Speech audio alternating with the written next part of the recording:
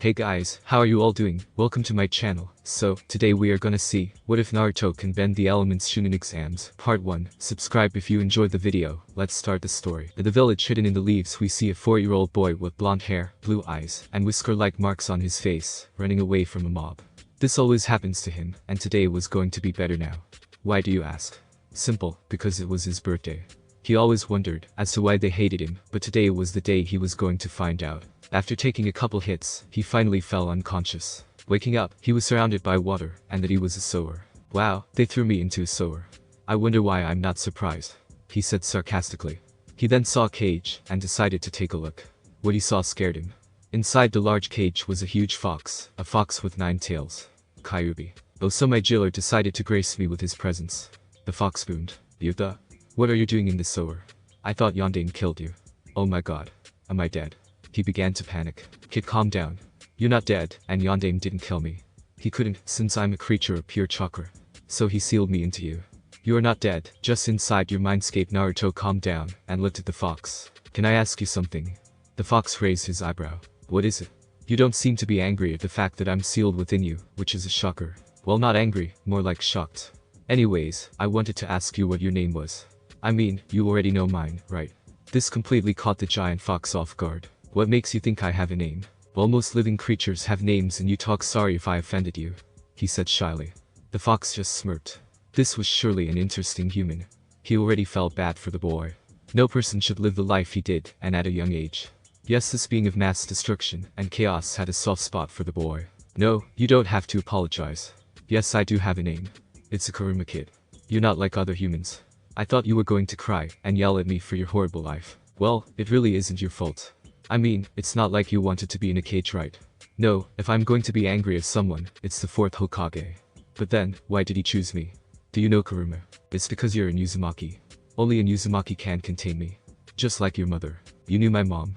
Wait, she used to be like me. Sure, it was a kid. She pranked just like you too. And for why Yondaime chose you, well, you are his son. He replied casually. Well, damn. The guy's my father, huh? Well, I guess if I were a sensible parent I wouldn't want to use my child, huh? I guess that makes sense. Naruto said after a moment of silence. Kurama was beyond shocked. He expected something, heck anything. But knew the kid just took it like normal. He made a vow right then that he would make Naruto into the greatest shinobi around. Hey kid, you want me to train you? I could also unlock your mother's. Sugo. My mom had one. What is that? He asked innocently. The huge fox just laughed. It's a bloodline. Like the cursed Uchiha's eyes. Oh, the red eyes teams. Naruto nodded in recognition. This caused Kurama to laugh so hard, he was rolling around in his cage. Kid, the red eyes teams. Good name kid, good name. So which one does my mom have? You see, Uzumakas have these chakra chains. They're really powerful, to the point that she was able to hold me down with them. Normally, you would have it later on, but I'm not really sure. But on the safe side, I'll unlock it now. Oh, and there's something else that most Uzumakas keep a secret of. It's underneath the Uzumaki compound, your house. I have a house. That's awesome. Settle down kid. Yes, you do have a house. But I'll explain some of the things later on. Right now, you're inside the hospital, and are going to wake up. I don't want you telling anyone that you met me, alright? Why? I'll tell Gigi everything. But he doesn't. Besides, you can tell him, but not now. Alright Kurama. Thanks a lot. And he faded out of his mindscape. Interesting kid, alright. Maybe, just maybe he'll be the one. Hospital. Naruto began showing signs of waking up. When he did, he saw the nice new masked Anbu beside his bed, along with his Gigi. Naruto, how are you feeling? Hokage asked. I'm fine, Gigi. You see all better. He smiled. The aged Hokage looked at his surrogate grandson with a smile. He liked to see him smile, and didn't like what the villagers did to him one bit. That's why he always killed them. I see Naruto. Please forgive this old man. I'm really sorry, he said, as a tear fell from his face. He got a surprise reaction when the said boy jumped him into a hug. Don't worry, Gigi. It's not your fault. Besides, I'm gonna become Hokage, and then you can rest. Naruto, I apologize, as well. There was no excuse for me being late. The Inu Anbu said. It's alright Inunai-san. You just got lost on the road of life. He grinned. The other Anbu just laughed, as Inu hugged the boy. Finally. Someone who understands. Gigi, can I leave now? I don't like hospitals. Of course. Please stay safe, okay? Alright Gigi, see ya. He yelled, as he ran out of the hospital. Minato, Kushina, please forgive me. Naruto's apartment. Alright kid, now that you're out of there, get some sleep. We'll go to your compound tomorrow. But why can't I go now? First, don't talk out loud, just think about what you want to say. Second, it's late at the moment, and no doubt you'll have Anbu on your trail. By the way, come into my mind, I need you to do something for me. Okay Kurama. Mindscape. So, what's up Kur? Naruto said, grinning at the fox. Well, I need you to rip a small bit of the seal. Just a thumb size. And why is that? Don't get him wrong, the 4-year-old loved the fox already, just wanted to know. You see, by doing so, I'll have access to your senses, so when we start training, I can keep a lookout in case someone is watching. That makes sense and all, but what about that crystal thing in Gigi's office? PFFT please, that thing. Mito, my first container was the one who designed and made the thing. I can easily disable it. Oh? Sugo. You're awesome Kurama. Yes, I am pretty awesome aren't I? The fox smirked at the praise. Well, get some sleep kids, tomorrow is gonna be a big day. Okay? Good night Kurama. He said, as he faded out of the mindscape. Good night kid. The next day, Naruto had woken up from his sleep. As he remembered the events from yesterday, his face immediately lit up.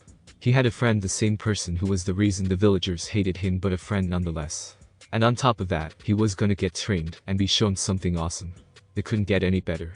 Kid, your rambling is scaring me. Just get dressed, and then go all the way to the near outskirts of the village. You'll see a house there, your house. Oh by the way, I just finished bringing out your chakra chains. Did it overnight so we could test them today. Okay Kurama.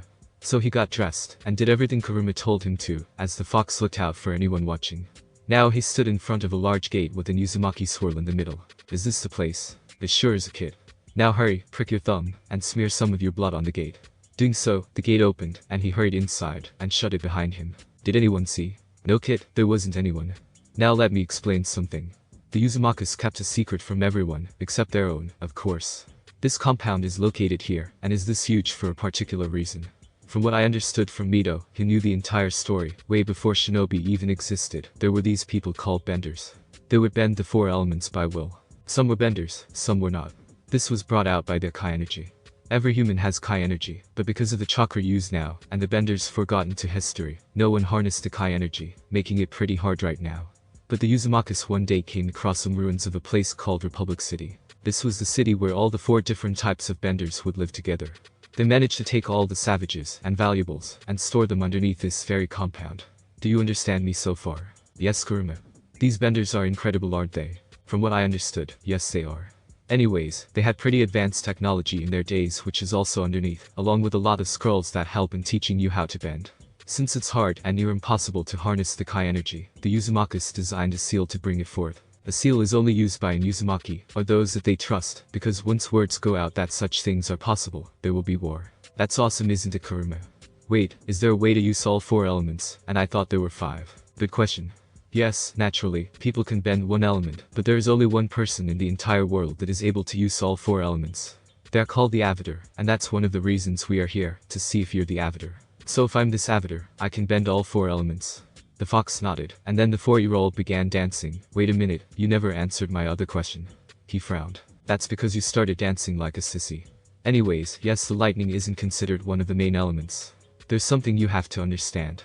There are the 4 main elements, and then there's sub-elements and techniques. For example, if you're an earthbender, you could also bend metal, and even lava. The waterbender can turn their water into ice, and also blood bending, which is quite dangerous. It makes the person bend someone's blood, making them in control. Waterbending also includes healing a person. Anyways, there's airbending, which you could fly, and there's firebending, which is where you could create and redirect lightning. Whoa. I think the best one is actually they're all pretty cool. So, when do we do this avatar testing? Well, let's first put the seal on you. Go to the room on your left, and then you'll see a seal. Just place your hand on it, and it'll do the rest. He did, as he was told, and sure enough the seal was visible on the back of his hand. What now? Now go downstairs into the basement. You can go exploring later. As he made himself go downstairs into the basement he asked, Kurama, do you think I'll be the Avatar? Well Kit, do you want peace? Ha. The Avatar is someone that brings peace towards others. Is that what you wish? Well, I don't like violence, and peace does sound good. A place where everyone is accepted. Kurama, that's what I'm going to do. Being Hokage will be my second dream, but my first dream will be bringing peace to the world. That's a pretty big dream, kid. Are you sure you're up for it? Well, I have you don't I? You do know I'm a being of mass destruction, that everyone hates. The fox raised an eyebrow. Yeah, about that I want to. We're here, I'll ask later. So what do I do?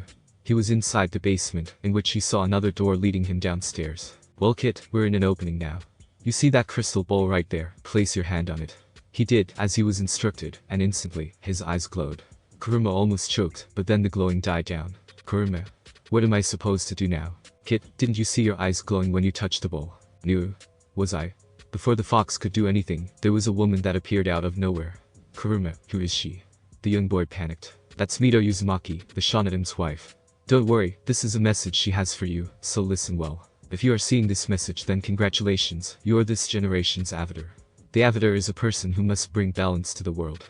As you may already see, the shinobi world isn't one of peace, but one of destruction and constant battles. I only wish you to gather a group of trustworthy people to help you with your quest. The seal that you place on yourself can only be used by an Uzumaki. If you do, however, wish to give it to an outsider, then you must do it, and the seal will function. I wish you good luck on your journey in keeping the world in balance. The message ended, and Mito disappeared. Naruto just stared at the place where she was until Kurama snapped him out of it. Well, that was interesting. Now, for the door that's over there. It also has a blood seal, so only an Uzumaki can open it. Seals are really cool, aren't they? Considering that you're an Uzumaki, then yes, to you it's cool, and it might even come naturally. But to others, it's a difficult art which is dying pretty fast. Well, I'm gonna make sure it's not forgotten. He said with determination, and smeared some of his blood onto the door, opening it. What he saw shocked him. Inside the room, there were scrolls and books, along with different equipment that he had never seen before. He began looking around, and was amazed at what he saw. There were blueprints Kurama told him on how to create these machines that could fly, and one of them was actually there. Whoa. This thing is huge. This is an airship, from what I remember. It took the Uzumakis a while to place it here. It was the only one that was in somewhat good shape. Say Kaiui, what are these? Those are communication devices. There are a lot of other things which are all explained in the books. I'll let you look around today, but tomorrow for sure we're going to start training. I want you to also use my chakra properly, but until you are ready. Thanks Kaiui. And so the rest of the speech was used for him to look around the underground bunker and his house. Naruto woke up pretty early today. He was going to start his training today. He also remembered his house. While he was exploring, he came across a room that was decorated for a newborn, but what shocked him more was a banner that said "Welcome home Naruto." His parents loved him, and he could see it. He cried, and would have continued doing just that if Kurama didn't tell him to get a move on. Alrighty then kid. Now that you're ready, the tour training begins. First give me 100 laps around the village, then 100 push-ups and sit-ups. Poor boy just paled, and did so when he was threatened with his ramen. After that he began training with his chains, which he was pretty good at, but Kurama said it was because he was an Uzumaki. He didn't start his bending, just getting the feeling of bending each element. This kept going on for 6 months. He also changed his mindscape into a forest, much to Kurama's delight. One night, as he was walking home, he saw a man jumping over a wall from the Hyuga compound. The weird thing about it was the man was holding a black bag, and it seemed to be moving. Kid, there seems to be a human in there. What? He's kidnapping her. Oh, save her kid, it'll also give you some practice on a real opponent. Okay Kaiui. And so he sped off, after the man. When he reached him he yelled, "Hey you! What are you doing out here?" Now this shinobi was here because of a treaty, but in reality he just wanted to kidnap a Hyuga, so that Kumo would have the Byakugan, and what better why than the heirs. But now he finds himself having to think of an excuse for the kid in front of him, since his plan was flawless before. Just go back kid. This has nothing to do with you. Well, you do have a person in that bag, so it has everything to do with me. Now this shocked the Kumonin. Better finish him off. Let her go. Naruto yelled, as he rushed to punch him. The Kumonin dodged it, but due to the sudden attack, lost his grip on the bag. Seeing that it was now his chance, he quickly grabbed the bag, and opened it. Inside was a little girl, about his age, with lavender hair, and she was crying. Are you alright? Don't worry, I hit him so hard that he's over there now. He said, as he helped her out of the bag. Thank you. She whimpered. Seeing, as she was still crying, he held her in his arms, and gently stroked her hair. Don't worry, I won't let him hurt you. The Kumo shinobi had finally come out of his shock, and charged at the two children. He was not going to go back to the wreckage, and say that he was defeated by children. You little brats, you're going to pay for that. He said, and got even angrier when Naruto stuck out his tongue. Kid, that was a bad move.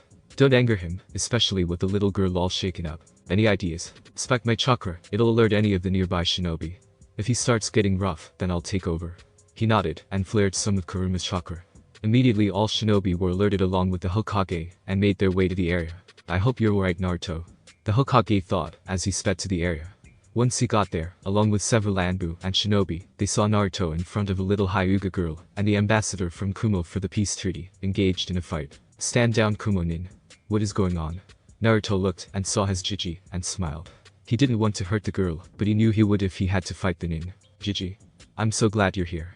He shouted, causing the Hokage to smile, and the other shinobi, those who didn't know, murmur things about disrespect. Hello there, Naruto. Do you mind telling me what's going on? Gigi, you see this guy? He tried to take this girl right here. He put her in a bag, but I stopped him. He exclaimed proudly, making them chuckle. Hiashi, who had just arrived, was going to ask what happened when he saw his missing daughter, the Uzumaki boy, and the ambassador. Hokage-sama, what's going on? Hiashi, your daughter was being kidnapped by this Kumonin, but was stopped by Naruto here. Hiashi just looked at the boy, and then his daughter, who oddly clung to the boy tightly. He smiled. He didn't have anything against the boy since he knew his heritage. Thank you for saving my daughter, Uzumaki-san. If there is anything I could do for you, please just ask. He said, as he held his daughter. It's nothing at all, Hisashi-san. You're really nice anyways. I didn't know you had a daughter. They all just looked at him, and then someone spoke. Naruto, I'm right here. Right behind Hiashi came out the real Hisashi. Gigi. Hisashi-san split into two. He yelled, waving his arms in the air. All the shinobi there started laughing, since they knew what he meant. No, Naruto. This is my brother, Hiashi. We're twins. Oh? You're still better than Hisashi-san. Causing everyone to laugh again, except Hiashi, who had an amused smile on his face. Anbu, take the Kumonin to the T&I department. Everyone else you may leave. The Hokage said, and they were all gone except the Hyugas, Naruto, and the Hokage. Naruto, did anything happen to you when you fought the Kumonin? He asked seriously. A lot of the shinobi had felt the Kyuubi's chakra, and it would cause him problems later on. What are you talking about, Gigi? Oh, he knew very well what he meant, but he couldn't tell. All I did was hit him once, that's all. He said I had a strong punch. He nodded, saying, Gigi, how did you know I was here? Naruto, I'm Hokage, I should know these things. The Hokage chuckled, but what he and the other three adults were thinking were totally different. Nice save, Hiruzen, nice save. Yes, you're right. Being Hokage is really awesome, isn't it? Yes, it is, Naruto. Now why don't we get you home? Hokage-sama, if I may. Hiashi began, as his daughter got out of his arms, and went over to Naruto, who saved her. The adults continued their chatter, although it didn't last long. Hi there. My name is Naruto, what's yours? He said to the girl. She had the same eyes as Hisashi, and looked really pretty in general. And my name is Hinata. Thank you for saving me. She said, looking down on the ground. It's alright. Hey, why do you stutter a lot? It makes it hard to understand you. Besides, you have a nice voice. He smiled, not knowing the effects that those words had on the now blushing girl. He only said it to encourage her. Really? Yeah. You see, you didn't stutter. Say, you want to be friends. I don't really have that much. Actually, I don't have any. I feel hurt. I didn't mean it like that. If Gigi were to hear me, then he'd wonder. You're my best friend, Kur. Just messing with you, kid. Sure, I don't mind being friends. She too didn't really have any friends because the main and branch houses weren't allowed to mix. Yada. I have a friend. He yelled, gaining the attention of the adults. That's wonderful, Naruto. Also, Hiashi-san here would like you to sleep at his house for the night. Is that alright with you? Hokage asked. Sure. That's great, Gigi. Then he remembered something. Actually, Gigi, if people saw them with me, then they'd get hurt too. I'll just go home. He said sadly. Nonsense. You're welcome at our house anytime, Naruto. Don't worry about what others say, okay? An angry Hiashi said. My brother really wants you to come to Naruto. It's late, so why don't we head over, alright? Hisashi smiled. Okay, whatever you say, Hisashi-san. And he and Hinata began walking to the compound with the two Hyugas behind them. The Hokage went back to his compound. 2 months later, it's been 2 months since that incident, and Naruto and Hinata had become great friends. Naruto, however, had to keep up his training, especially since he started his airbending, considering it was his primary affinity. Kurama had taught him the shadow clone, which greatly helped in his training. He would have the clones work on history by sending them to the library and reading books. Others were to work on handwriting for making a seal, others were to read the beginning level of the seal. All other clones were to go through the stuff from in the underground bunker. He also had a couple of clones do a bit of the other 3 bending elements, but just a bit, so he could at least get a basic understanding. The technology and history he read from the benders, and their time was amazing. He could actually build some of the things, but with the help of seals and some chakra. He was also debating whether or not he should tell Hinata his secret, since they were friends, but Kurama told him to wait some more, and he realized that Kurama always knew what was best. Mindscape. Kurama just looked at his host, and couldn't help but smile. His kid sure had come a really long way, and he couldn't feel more proud. He was just worried that once the Hokage found out about their friendship, then he would do something to block all connection, and even try to wipe his memory. Just then, his train of thoughts were rudely interrupted by a flash of light. When it died down, there stood the 2 people he thought were. No, they were supposed to be dead. Okay then, we're in a force. What the hell just happened? One of them asked. I don't know, but it doesn't seem natural. The other said, the stoic one. No, it isn't. This is a mindscape, but more importantly, what are you two doing here? Kurama said, after getting out of his shock. Kurama, is it you? Oh man, at least someone we know. Hey Kurama, what are you doing here? The energetic one said. I was sealed inside a little boy for almost 5 years now. What about you guys? Never mind, let me just call the kid. Kid. Wow, who would have known the great Kurama would have a soft spot for a human? He laughed. I must admit that I too am quite surprised. Why the change of heart? The stoic one said, with an amused face. You guys would too if you saw what he went through because of me, and yet he still has your dreams. Dreams of peace. You never did answer my question, you know. First call your kid, as you put it. I think we're going to be in here for a while. Show us his memories in the meantime. Outside Mindscape. Hey kid, I've got something for you. Actually, there are 2 people here that you've got to meet. Come into your Mindscape. Okay Caillou. Mindscape. When Naruto entered his Mindscape, he was surprised to see 2 people yelling and calling for the deaths of the people of Konoha. He saw Kurama just staring at them, as if they were complete strangers. Who are these people? More like how the hell are they here? Calm down kid. They just saw your memories, and are a little pissed right now. Hey you guys, stop scaring the kid, and get over here. You have a lot of explaining to do. Oh, sorry there Kurama. So you're Naruto huh? Those villagers are quite idiotic aren't they? Yup, but they're just too blinded by hate and anger. Although that too is a stupid reason, but whatever. So who are you guys? I didn't know I had others inside this seal. Then he turned and saw the stoic one, and immediately yelled, ah. It's one of the red-eye themes. Kurama, what are they doing here? A panicked Naruto yelled. Calm down kid. Yes, he is one of those red-eye teams, but he isn't like the rest. I see that he's afraid of them. More like I hate them. They make up the police force, and not once helped him, more like they joined the others. Kurama said in disgust. Such disgusting acts. I can't believe that I'm related to such people. Well, I think we should introduce one another, right brother? I guess we should. And how the hell you ended up here? Kurama added. And that. Well to start off, my name is Indra, and this is my idiotic baby brother Sure. Hey. I detest that. Of course you do. You always deny the truth. We are the sons of Hagoromo Otsutsuki. Am I supposed to know who he is? You guys call him the Sage of 6 Paths. Oh, I remember reading it somewhere. But they said he was a myth. You people have gone so far as to disregard my father's existence at all. Indra yelled. Hey calm down, it isn't his fault, and you know it. I think he has enough people blaming him for things he hasn't done. Ashur said. You're right. I apologize for my outburst. He said bowing slightly. It's alright. I mean if my dad was completely forgotten, then I think I would have been angry as well. Naruto smiled. Am I the only one who wants to know how the hell you guys are here? Hold your tails on, we'll tell you. Ashur said, getting a glare from the fox. Well, honestly we don't really know either. One minute we were fighting, next we became brothers again, and then bam. We find ourselves here. That isn't really satisfying. Kurama deadpanned. Well all in all, I guess we're stuck here. Hope you don't mind Naruto. Ashur questioned. Naruto just looked at both Ashur and Indra, and then smiled. It's alright, I got 2 cool Nai-sans. Yada. And started doing his weird dance. Nai-san? I don't mind. Actually yes. This is perfect. Now I get to be the older brother, Wahaha. Ashur exclaimed, as Indra and Kurama sweat dropped, as they saw Ashur join the 4-year-old in his dance. I wouldn't mind.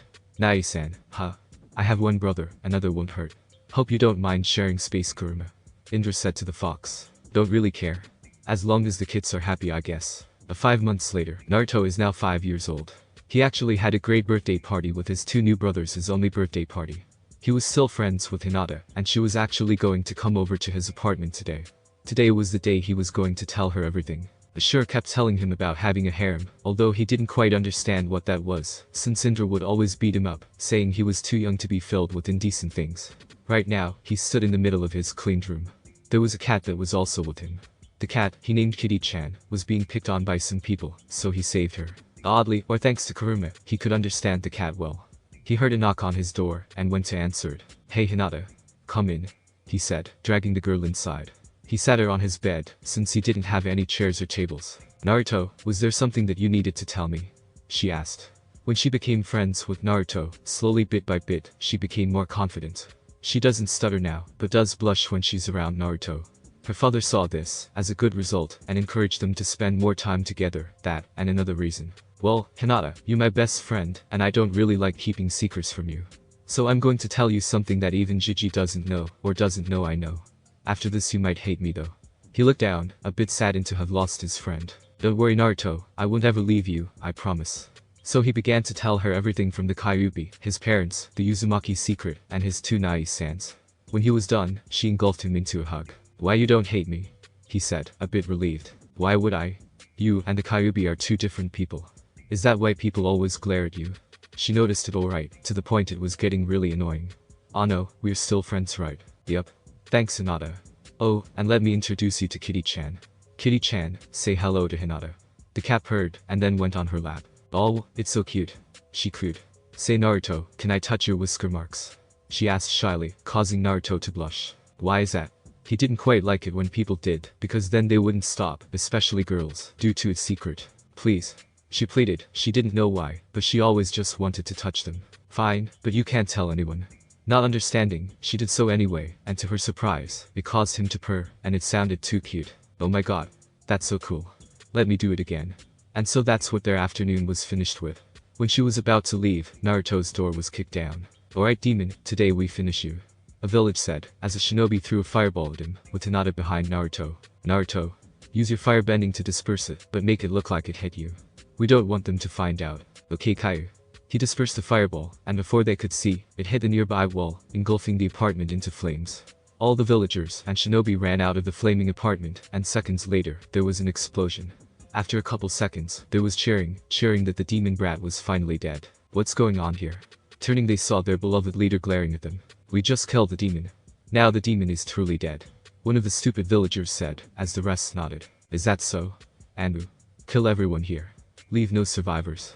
And the Anbu began killing them. Minato, Kushina. I'm sorry, I failed your son, and now he's dead because of me. He cried. Konoha Council. Okage-sama, we heard some terrible news. Please don't tell me the she Hiashi began. I'm sorry Hiashi. Earlier this evening, Hinata Hyuga and Naruto Uzumaki were killed in an explosion that was set off in his apartment. Instantly there was cheering from the civilian side. Silence. You're so happy that two innocent kids were killed. Hokage yelled. No, Hokage-sama, we're just happy that the demon is gone. Yeah, they just finished what the fourth started. There was killing intent that was leaked from the shinobi side, along with a few Anbu who liked the kid. Oh please enlighten me. Pray tell me why would the fourth want to kill his son who he sacrificed for this village. Silence. No one spoke, because they had nothing to say. They just killed the son of their beloved fourth Hokage. We didn't know. One of the civilians said, as the rest looked down in shame. Are you trying to tell me that you're so blind that you can't see the resemblance between the two? Hiashi yelled, as he threw down a picture of both Naruto and Minato.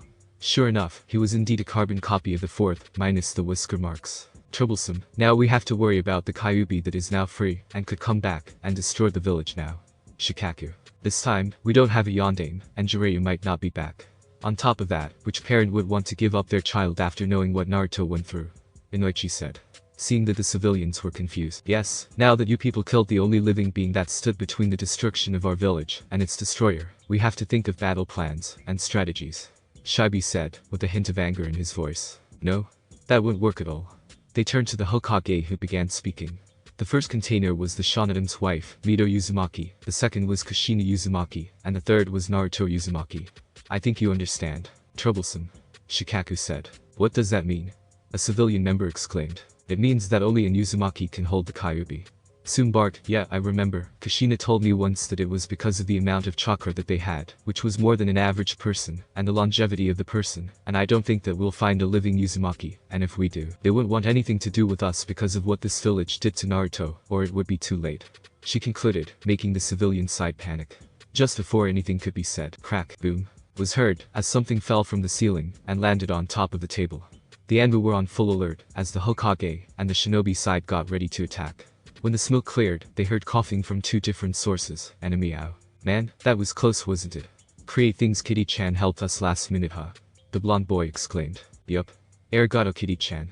We would have died if you didn't save us. The lavender girl said. Meow meow meow, really? Yeah, it was pretty lucky you found the hole. The boy nodded in agreement. It's still pretty amazing that you can understand Naruto. What's her real name anyways? I'm not sure about Hinata. What's your name Kitty-chan? Meow? Oh? That's a pretty nice name. Maybe you're the cat that Inunai-san always ran into. He turned to Hinata, she said her name is Tora, and she is the pet of the fire daimyo's wife. That's when they heard crashes, and looked around. They came face to face with the other people in the room, who were just staring at them oddly. Oh no, we apologize if we were interrupting something, but his apartment was engulfed in flames, and we just escaped. Hinata said shyly. They just kept on staring, which was starting to creep them out. Boy. What you guys staring at? She said sorry. Stop staring. We're weirdos. He mumbled. Naruto the Hokage broke out of his shock. The two children just look at the elder. Gigi. I didn't know you were here. Can you tell them to stop staring? Tora said that she's going to rip them to pieces if they don't stop. At that, all shinobi, whether Anbu or clan head, looked in a different direction. Hinata was immediately engulfed in a hug by her father, who held her close. I'm so glad you're alright, he whispered, and she returned the hug. Hizashi-sama. It's so good to see you. Naruto exclaimed, making some of the shinobi head clans chuckle. You're doing this on purpose. Hiashi smirked. He had taken a liking to Naruto, considering when he pranked his clan, he didn't prank him, his daughters, his brother, and his nephew. He knew his clan was too stuck, and needed to lighten up. Ha! What do you mean? He was cut off by the Hokage who hugged him tightly, and was mumbling sorry, and thank God you're alive. This action shocked most of the council members. I'm so glad you're alive, Naruto. He said, looking at the boy. Yup. Don't worry Gigi, no one can kill me. He pointed to himself proudly, and then pouted sadly, but Gigi, I think I need a new house. Of course. Naruto. I'm just so glad you're alive. Hokage smiled. Why don't we get you some new clothes, and Hinata as well. Okay Gigi. Hinata, let's go. Naruto said, grabbing the girl by the hand. Naruto, would you like me to come with you? The Anbu masked Inu asked. Inu-nai-san. Sure, I don't mind. He said, dragging Hinata with him over. Tora followed behind, and the shinobi were still wondering how these two children managed to befriend the demonic cat. The civilian side had a guilty look in their eyes, because now seeing Naruto up close, he indeed looked like Yandere. He was so cheerful, as well. No one noticed what he used, which erased the part about Naruto's heritage, and when Hiashi showed them the resemblance.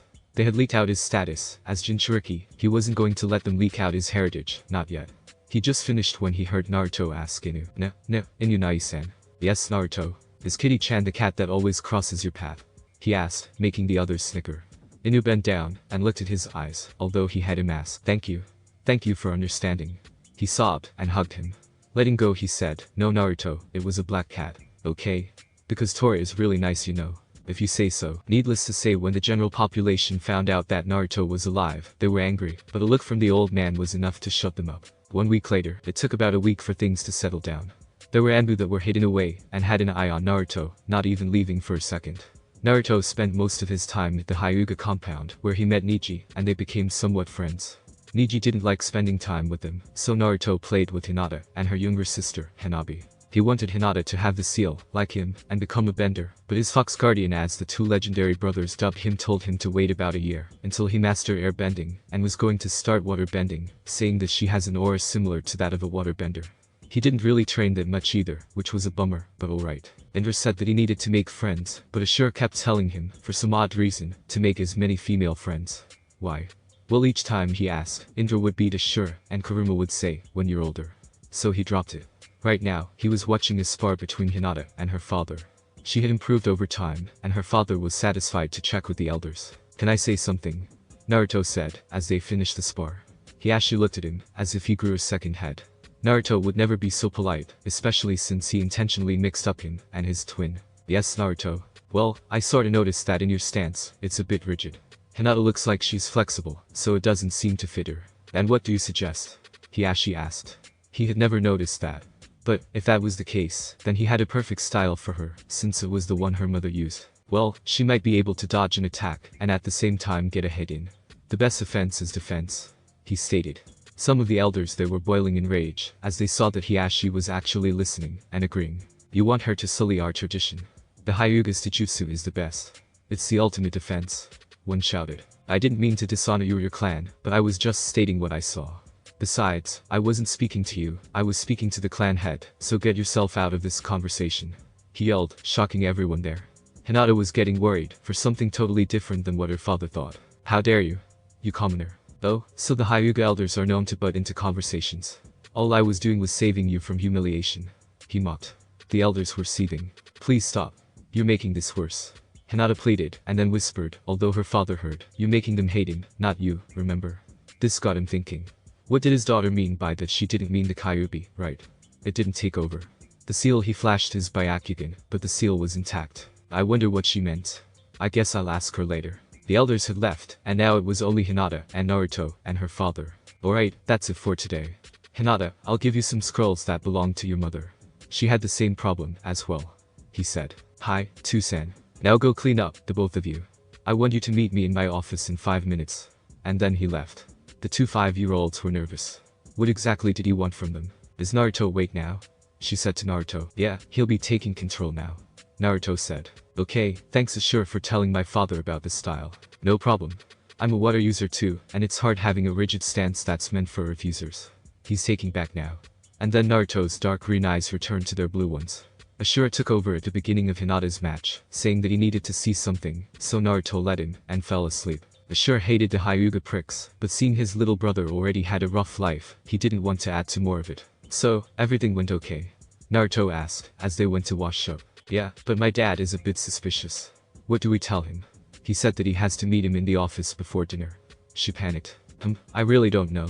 Heck, we're not really sure if he is going to ask us. But, my dad is actually great friends with yours. Apparently the two of them along with the Uchiha were a team, and their future wives were a team as well. Really? Our parents were on the same team. Hinata almost yelled. SHH. Yes, I read it in one of Mom's diaries, and there was a picture too. Isn't that great? She nodded, and they went their separate ways to wash up. After a couple minutes, they met in front of Hiyashi's office. They knocked. They heard and took a deep breath and went in. Hiyashi looked at them and knew immediately that they were hiding something. Is there something that you wanted to ask us, too-san? Hinata asked. Hiyashi just looked and made a decision he would probably regret later on. Forget it, let's have dinner. He said, and stood up and left the room. The two children, who were unknowingly holding their breath, exhaled sharply. I don't know what just happened, but I am glad it did. Naruto grinned, and Hinata nodded in agreement. Let's go, we don't want to keep them waiting, she said, as they went to the dining room. The 6-year-old Naruto was sitting in the middle of the Uzumaki compound. He had just finished mastering airbending, and is looking over his studies in seals. He found out that it wasn't widely known because it was a really hard branch, but he didn't know why since it came so easy for him. He was already a level 610 seal master. But then Kurama did say he was in Uzumaki, and they were scared when it came to sealing. Naruto, are we going to continue our training for today? Hinata said, coming into the backyard. He had given Hinata the seal because she was his friend, a friend he could trust, along with the approval of Indra, Asura, and Kurama. They found out that she was a waterbender, so they both started their training in waterbending a couple months ago. Yeah, say Hinata, I think you should study seals, or at least get a basic understanding of them, don't you think? He said looking up from his book. I suppose I could, but I want to get my chakra reserves up, so I could use the shadow clone. She said sitting next to him with a scroll of Kai blocking. She found out they were similar to closing the telekinesis points in a person's chakra system, which was based on the Hyuga Taijutsu style, but it would only disable the person from using chakra, meaning they could still move. This, however, would completely stop the person, like they were paralyzed, and she was trying to find a way to incorporate it into her Taijutsu. Say Hinata, it's getting late. Want me to take you home? I have to leave for my apartment too. Sure. She smiled, and they got up to leave. Say Naruto, when are you gonna start making some of those things downstairs? They look really cool. When I at least become a level 9 10th seal master. I want to use seals and chakra to power them. You better not start without me though. Some of the clothes down there are so beautiful. Hope you don't mind if I want to remake some of them. She said shyly. Nope. Don't mind at all. He grinned. Boy, go to the casino. They have this poker game thing once every night between the clan heads and Hokage. Take Hinata with you. You need the money. He's going to clean them out. Who cares? Asura's right, you do need the money. Okay. More money, here I come. Naruto. Hinata said. Oh, sorry about that, Hinata. Asura Nai said. I should go to that poker game they have with the clan heads and such. Wanna come? Do you really need to ask? Should I tell my father to leave the game? They both grinned. Nope. They said together. They snuck into the room and were met face to face with the old man. Naruto. Hinata. What are you guys doing here? The curious Hokage asked. Gigi, we wanna play too. Naruto said cheerfully. Sorry brat, but you need money to play. Choza said. He and the other clan heads had absolutely nothing against the boy, even before his so-called death. Hinata. What are you doing here? Hiyashi asked. Tusan, Naruto wants to play. I hope none of you mind. She said innocently. I know right? It's not like I'm going to take all your money. He grinned. I might even have to owe you. Oh, the irony. Damn straight. Language, little brother. I say we let the brat play. It could be fun. Sum said. Right? I have this much money if you need any. He said, showing them his frog wallet. I think I have some, as well, if more is needed. Hinata said, taking out hers, as well. Hinata, are you sure? It's not like he's going to win. Hiyashi said. Oh, you wounded me, Hisashi-san. Aren't we friends? He said in a mocking, hurt tone. You're doing that on purpose. He said with a rare smile on his face, shocking everyone there. Anyways, if Naruto and Hinata are allowed to play, let's begin. Hokage said. Oh no, I'm not playing. Naruto is. I'm just on his side. Hinata clarified. You have a lot of confidence in him. Inoichi commented. Well, he is my friend. She smiled. So the game began. They dealt, and everything was going smoothly. The game went round after round, with Naruto demonstrating his great luck, shocking the others.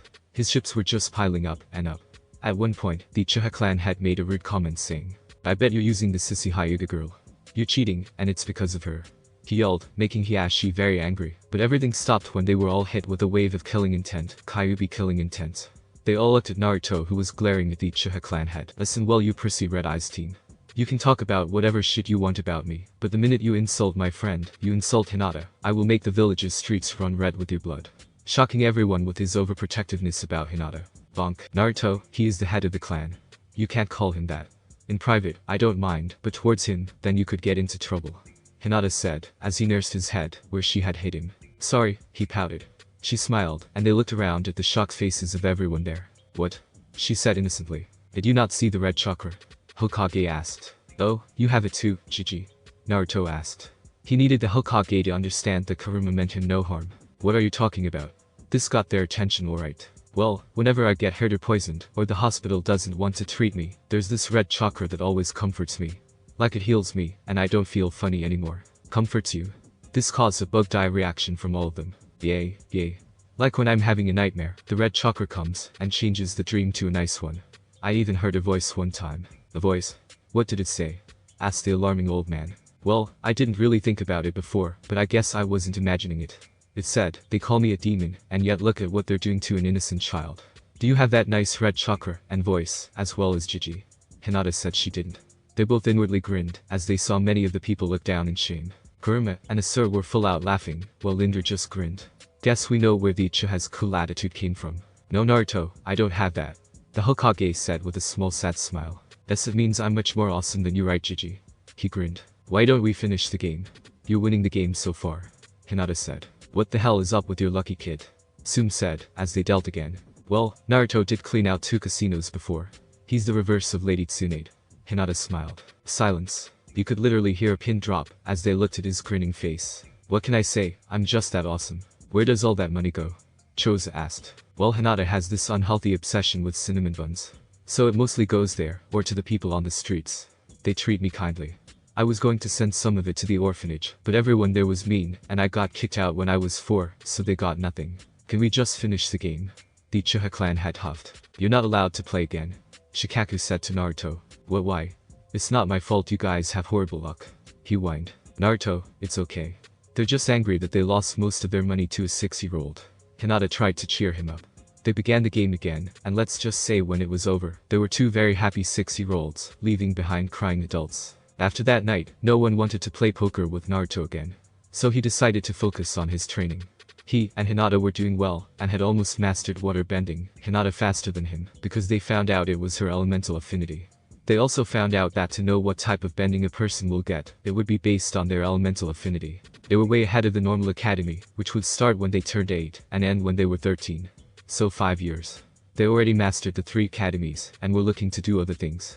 He placed gravity seals on Hinata as well. Speaking of Hinata, not only was she a natural at water bending, but she was also underway with making a new style from the Hyuga Taijutsu. She realized that with enough pressure she could actually break the person's bones or even their chakra network. The possibilities were endless. When water bending, she found out that she could also freeze the ice and move it around. Water bending wasn't limited to just water, but all liquids. She also tried pulling water out of thin air, but it needed much work. But the most shocking thing was when both she and Naruto came across a scroll with a forbidden water bending technique. Blood bending. They were going to learn it of course, but only use it in dire situations. Hinata also tried to make use of her water bending, and tried to use it in her taijutsu, but it proved to be a bit difficult, so decided to work on her first project, and then try adding water bending to it later. Naruto had actually discovered that because Indra and Asura were both inside the seal, he gained their powers, namely the Sharingan and Wood style. He activated his Sharingan while he was running away from a mob with Shinobi a couple months ago, and Indra had to take over to protect him. After that, they tried to see if he could use Wood style like Asura, and sure enough he could, which was great because Wood couldn't be bent with Earth bending. Earth bending was going to be the next bending that Naruto was going to accomplish, because of the many sub-techniques that he could do with it. He had also begun learning the Uzumaki style of. The shadow clones helped a lot in his training. Naruto and Hinata were now walking through the village's street, and had finally reached their destination. Ichiraku Ramen. Hey old man. 10 bowls of ramen for me. Hey AMD-chan. Naruto said. The set people looked at him and smiled. Hey Naruto, Hinata. It's been a while. Aim said, as she hugged both of them. Yes it has Aim. I think I'll take the usual. Hinata said. She nodded and came back with a couple bowls. So, where were you guys? Haven't seen you in a while. We were training to become awesome ninjas. Naruto exclaimed as he finished a bowl. But doesn't the academy start next year? Well, we wanted to at least get in some basic training. Nijinai-san told me that they don't really teach you much in the academy that would hone your skills. Hinata said. It's true, the academy standards have fallen.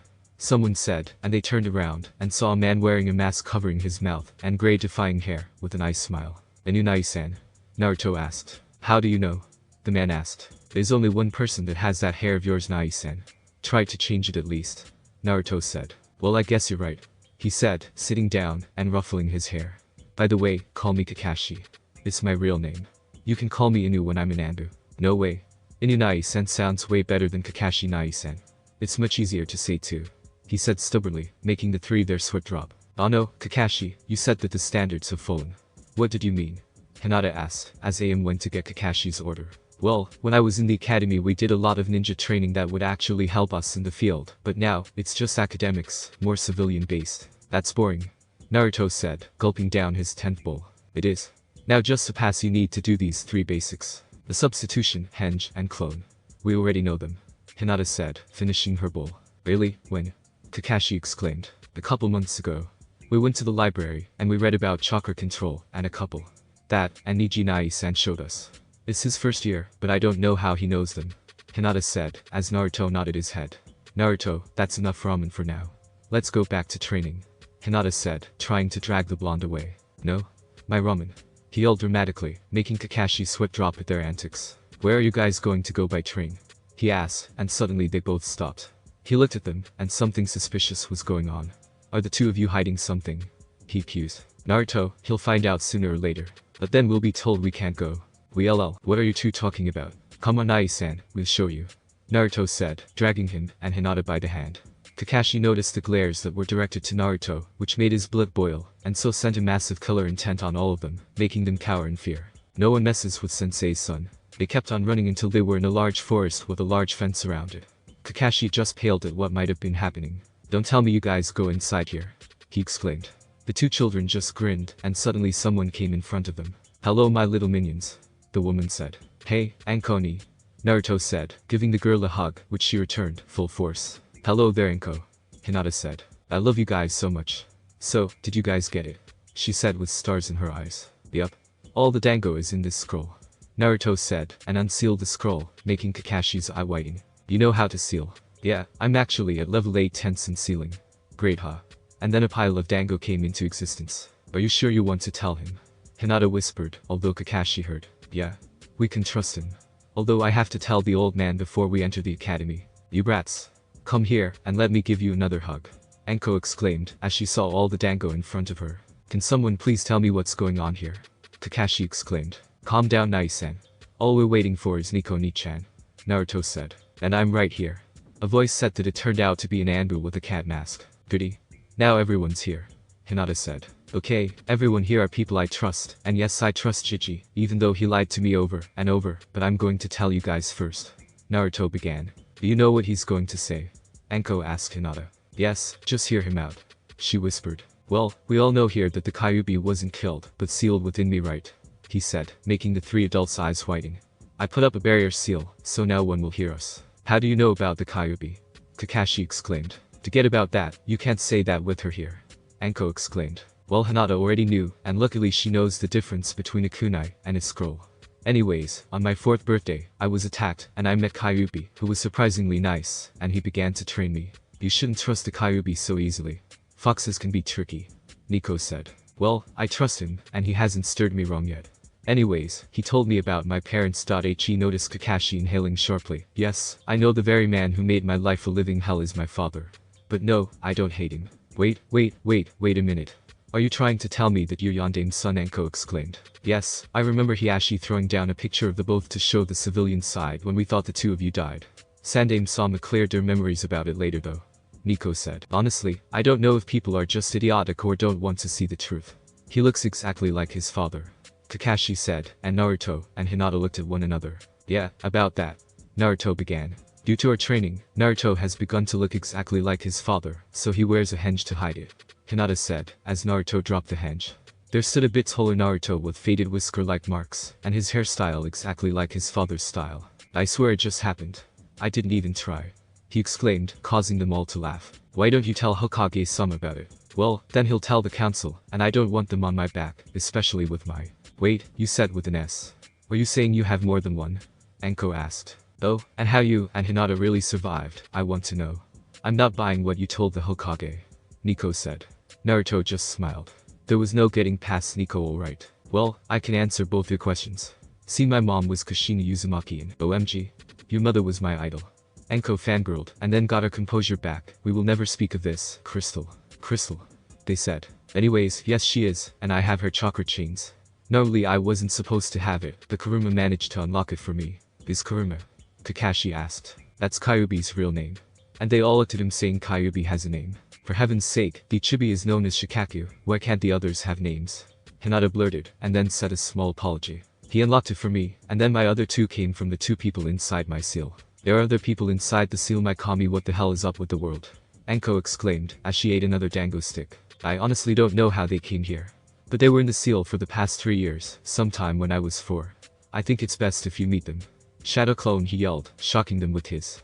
Instantly, 3 clones came into existence. Their eyes changed, green for Asura, black for Indra, and red for Kurama. Hey guys. How's it been?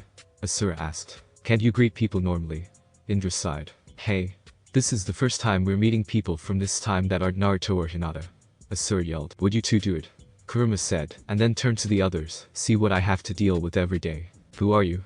Kakashi managed to say. These are Kurama, Indra Nai, and Asura Nai. Naruto said. Indra? Asura. Why do they sound so familiar? Nico asked aloud. Because they're the sons of the Sage of Six Paths. Hinata chipped in. What? The 3 adults yelled. But I thought the dude was my Anko was stopped by Hinata covering her mouth. Don't call their father a myth, especially around Indra. He gets very violent. And she nodded. How is this possible? Kakashi asked. Honestly, we don't know.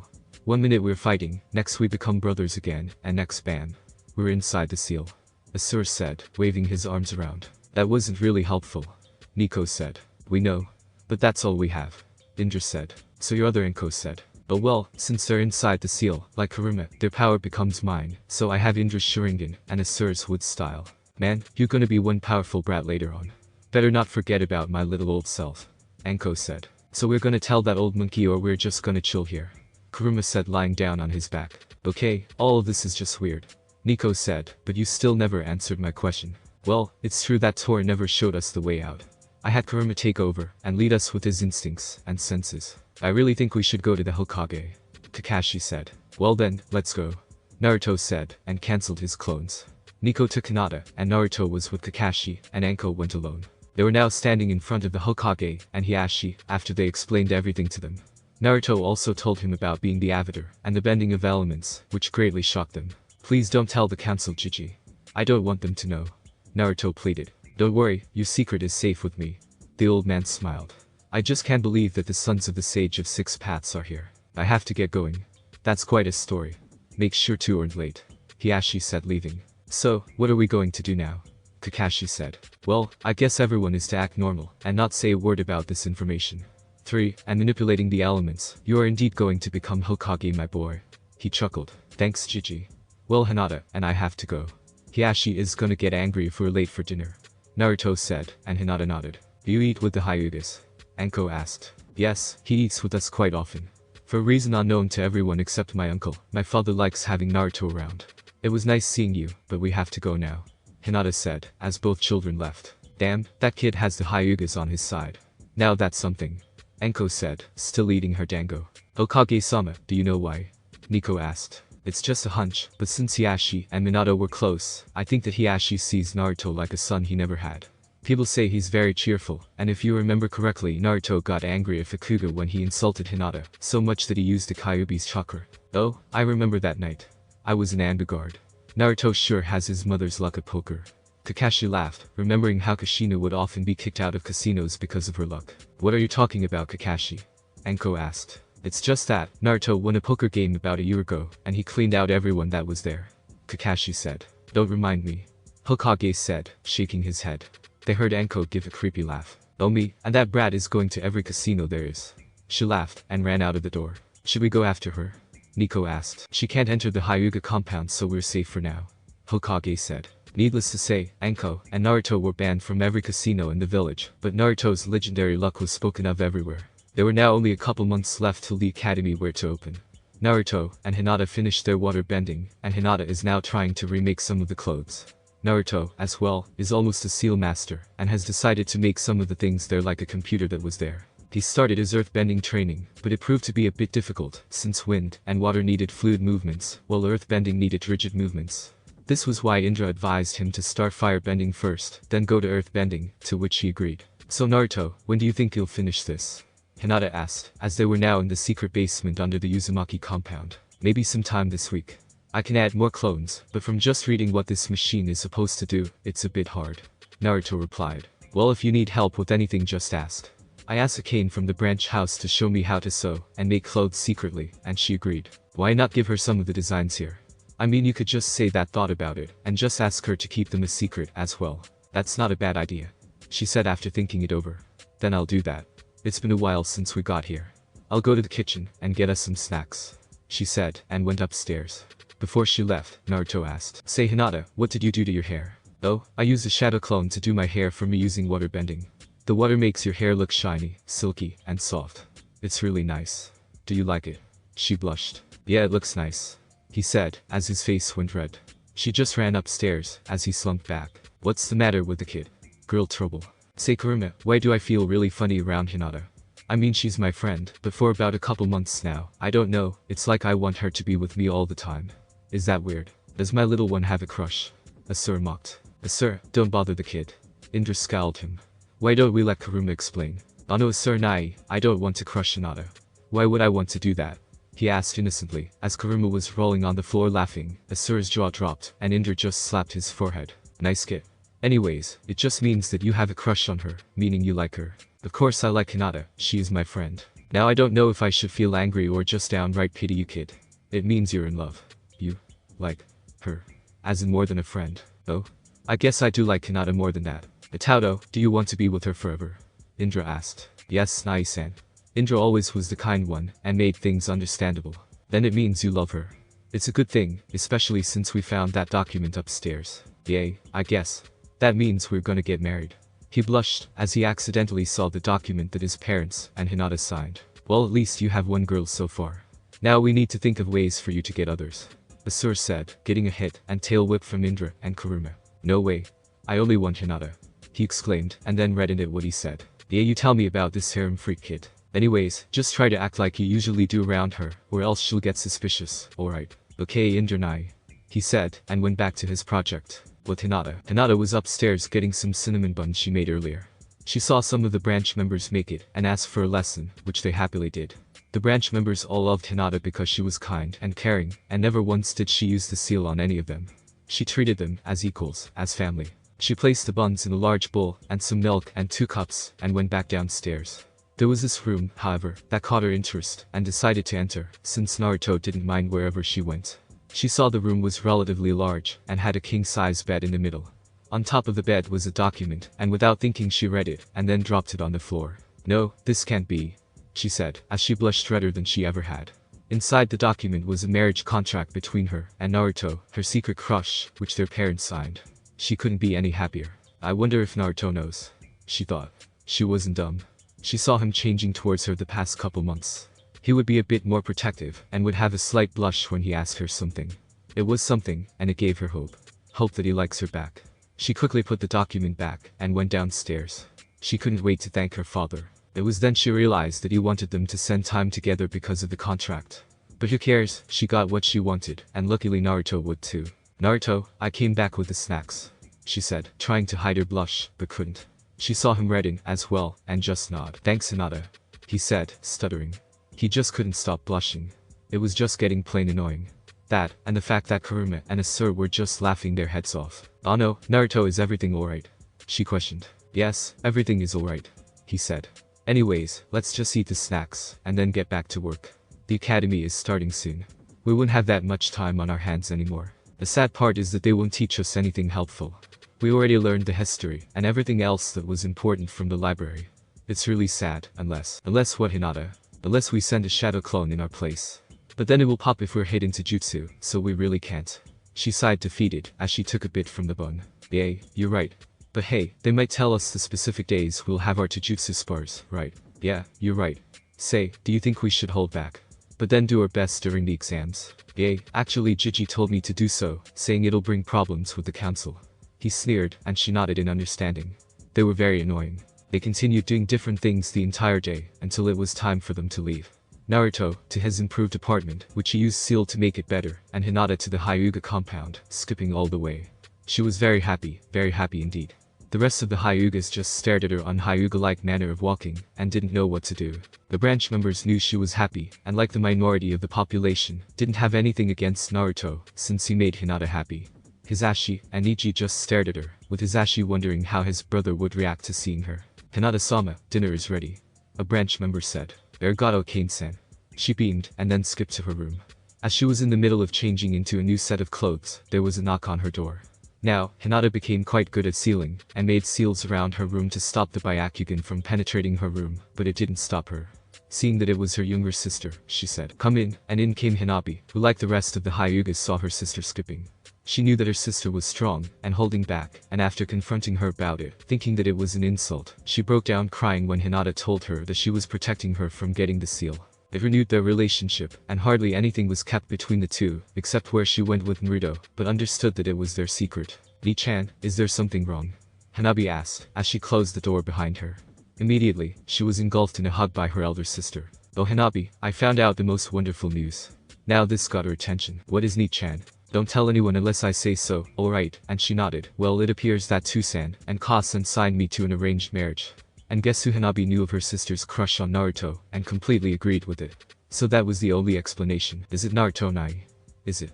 she exclaimed, and gained a nod from Hinata, making them both squeal. "Oh Ni-chan, I'm so happy for you.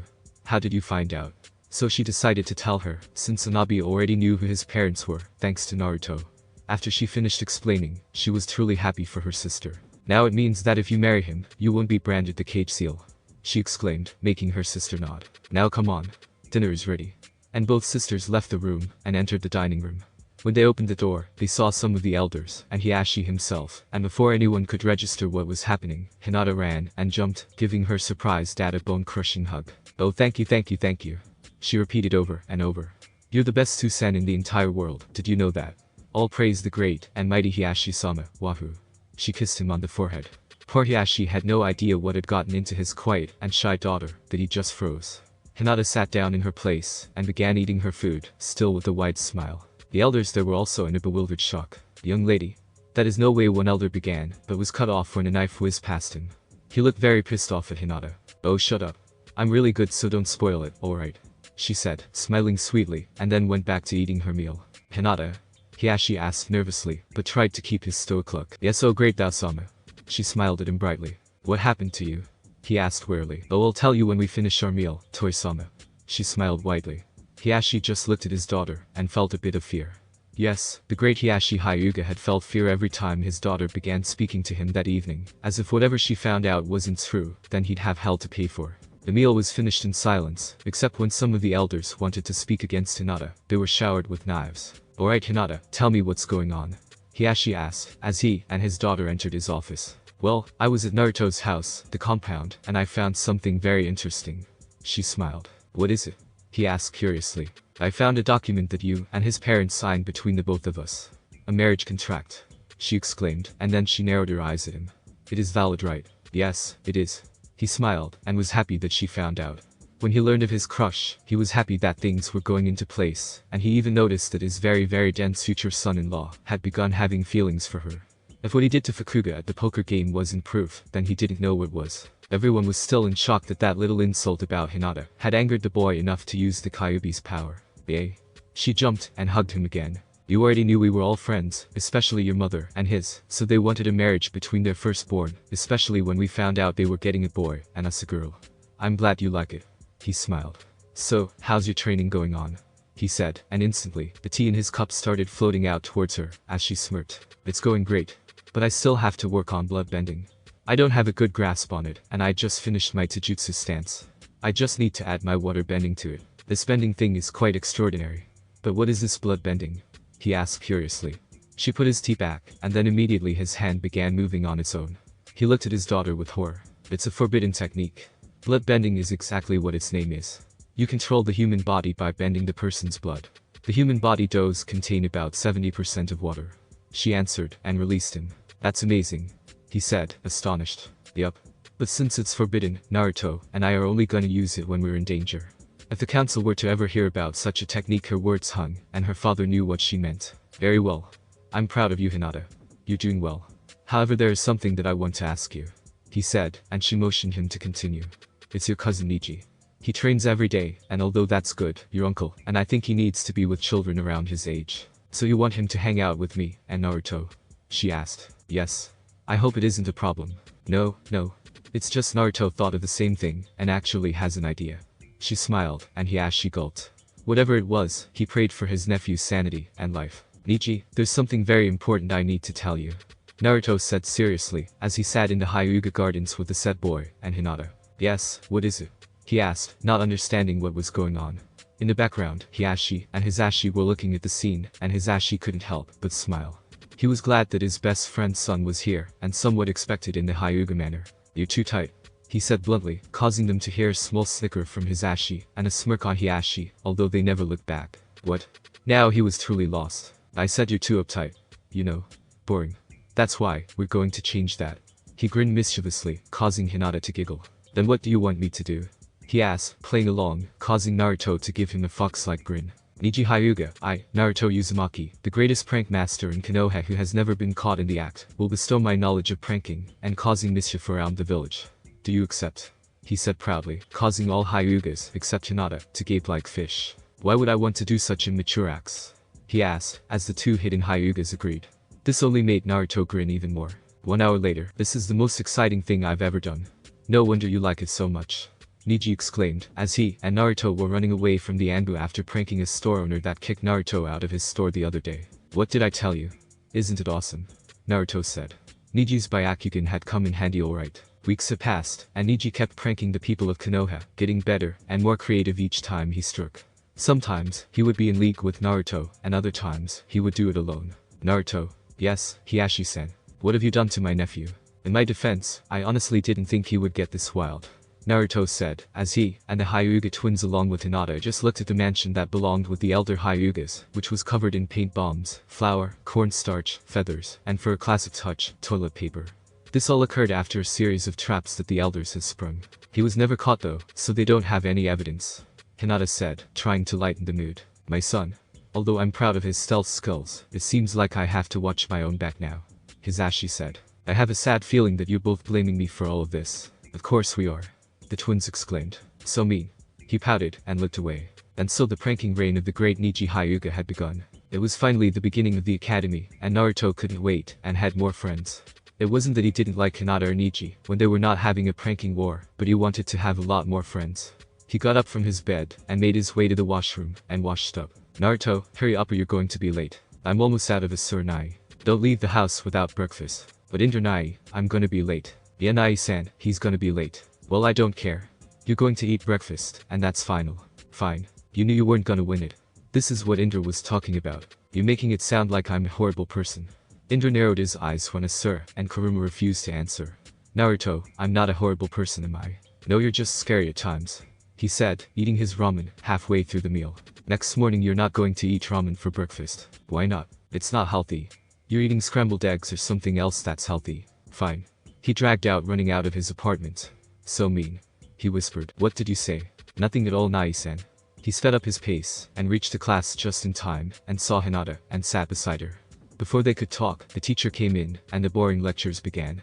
Meanwhile, the three inside his seal were having a heated conversation. You can say whatever you want, Indra, but you are a mother hen. I'm with Kurama. You worry too much about him. You guys don't care. Of course we do. I'm the reason why he's hated, so I honestly have no right to hate the poor kid. Just glad he met that Hyuga girl. I care for him too, Indra, but you worry just too much. He wants to do things himself, and honestly if you continue, he might end up hating you. Hate me? Indra asked worriedly, and this got a sir an idea. Yeah. If you keep telling a person what to do, like this morning. You told him not to eat too much ramen. The kid likes ramen, and if you tell him not to eat it, then he'll hate you. I don't want him to hate me. Good, then. Now, let's see some harem candidates for my little brother. Asur giggled, getting a hit from Indra. Don't you dare. But Indra, Asur. Indra began darkly, making Asur shut up smartly. These are gonna be very boring 5 years. Better catch up on my sleep. Man, Niji was right when he said that these lessons are so boring. Naruto exclaimed at the end of the day. You're right, but at least we have our schedule for the year. We'll be, 13 when we graduate. She sighed. Yup, that's right. So, what should we do today? Wanna visit Anko? Sure, I don't mind. And they made themselves over to the T&I department. Anko-ni. We're here with your dango. Naruto exclaimed, not caring about the looks he was getting. He was hit by a running object that was later seen as the said person. Love you, she said, hugging and kissing the poor boy to death. After getting out of her death grip, the trio went out and about in the department, even though they came here once in a while. So, how was your first day? She asked, as they walked around. Boring. Lame. She sweat dropped at their responses. We only learned about history, and whatnot. He was cut off by an Anbu that stood in front of them. Naruto Uzumaki, the Hokage, asks for your presence along with Anko in the council room. Alright, we'll be there. He said, and the Anbu disappeared. Well, we have to leave, Hinata. I hate the council, they're all so annoying. He said. The old bag of bones is the real problem. Anko huffed. I'll just go home, it is pretty late. Have fun you two. Hinata smiled, and then left. Shall we? She said, and took out her hand. Let's. And she went to the council chambers. As they arrived, they opened the door, and came face to face with the sneering civilian council, the calm shinobi council, and the plotting elder council. Hey Jiji. What am I doing here? Show the Hokage some respect. A civilian yelled. Yo Jiji, did you hear something? Naruto said, picking his ear, making the Hokage chuckle along with some of the clan heads. Naruto stopped taking their shit a long time ago, and they had to agree that he made the boring meetings much more enjoyable. Well, the civilian council would want to know why you're spending time with Anko. The Hokage sighed. It was really a dumb reason, but they kept breathing down his neck. Because she's my Nichan, why not? You demons and whores all stick together. A civilian sneered. Demon? Whore. Jiji, is he talking about us? He said in a fake surprised tone. Anu? Take him to a biggie. And the civilian was whisked away. Well honestly Jiji, they're all stupid. What are they going to ask me later on, huh? Why do I go to the bathroom, or why do I breathe? What weirdos? He muttered. You can't spend time with the snake bitch. A pink-haired woman screeched. Oh god, what the hell is wrong with her voice? He exclaimed. It's a genetic mutation of Rudo. Anko snickered. Hey. Don't call her snake bitch. He yelled. Why? It's true. She was Orochimaru's apprentice, and is a traitor. She screeched again. Well, if she's a snake bitch then I guess you're the resident whore. The resident whore. Silence. Everyone just looked wide-eyed at what he said, until Anko, Tsum, and Inoichi burst into laughter, with the other clan heads chuckling, as well. Heck, even the elders were laughing at what he said. What did you call me? The banshee screeched. What? All your screeching messed up your hearing. I said you're the resident whore. So each time that you call her that, I'll make sure that everyone knows what to call you. He huffed. What makes you think people would listen to you? Koharu asked in interest, and immediately regretted asking once she saw his Shinigami-like grin. A grin that every Anbu knew too well. One that promised hell and pain towards a certain person. Anyways, seeing that this meeting is completely bull and pointless, I shall be on my way. He then saw Hiashi, but something different. Who are you? You know very well who I am. Where's Hinata? I suppose you both walk together after school. Yup. The academy is so boring. What are we going to do? Bore the enemy to death. Oh, Hinata went home by the way when the Anbu told us about the meeting, so yeah. We also met Hisashi on the way. How exactly can you tell them apart? Tsum asked. He just looked at her, and then Hiashi, and then her again. I refused to answer that question with him standing right there. He crossed his hands, and looked away. You have something to say to me, brat? Oh no. I could never say anything bad about the great and powerful Hiashi-sama. He said, giving him the all-hail treatment, making him chuckle with a small smile. Well, I guess this meeting is adjourned. The Hokage said, and Anko quickly threw them both out. When there wasn't anyone there, she gave him a bone-crushing hug. Oh, thank you. No one's ever stood up for me.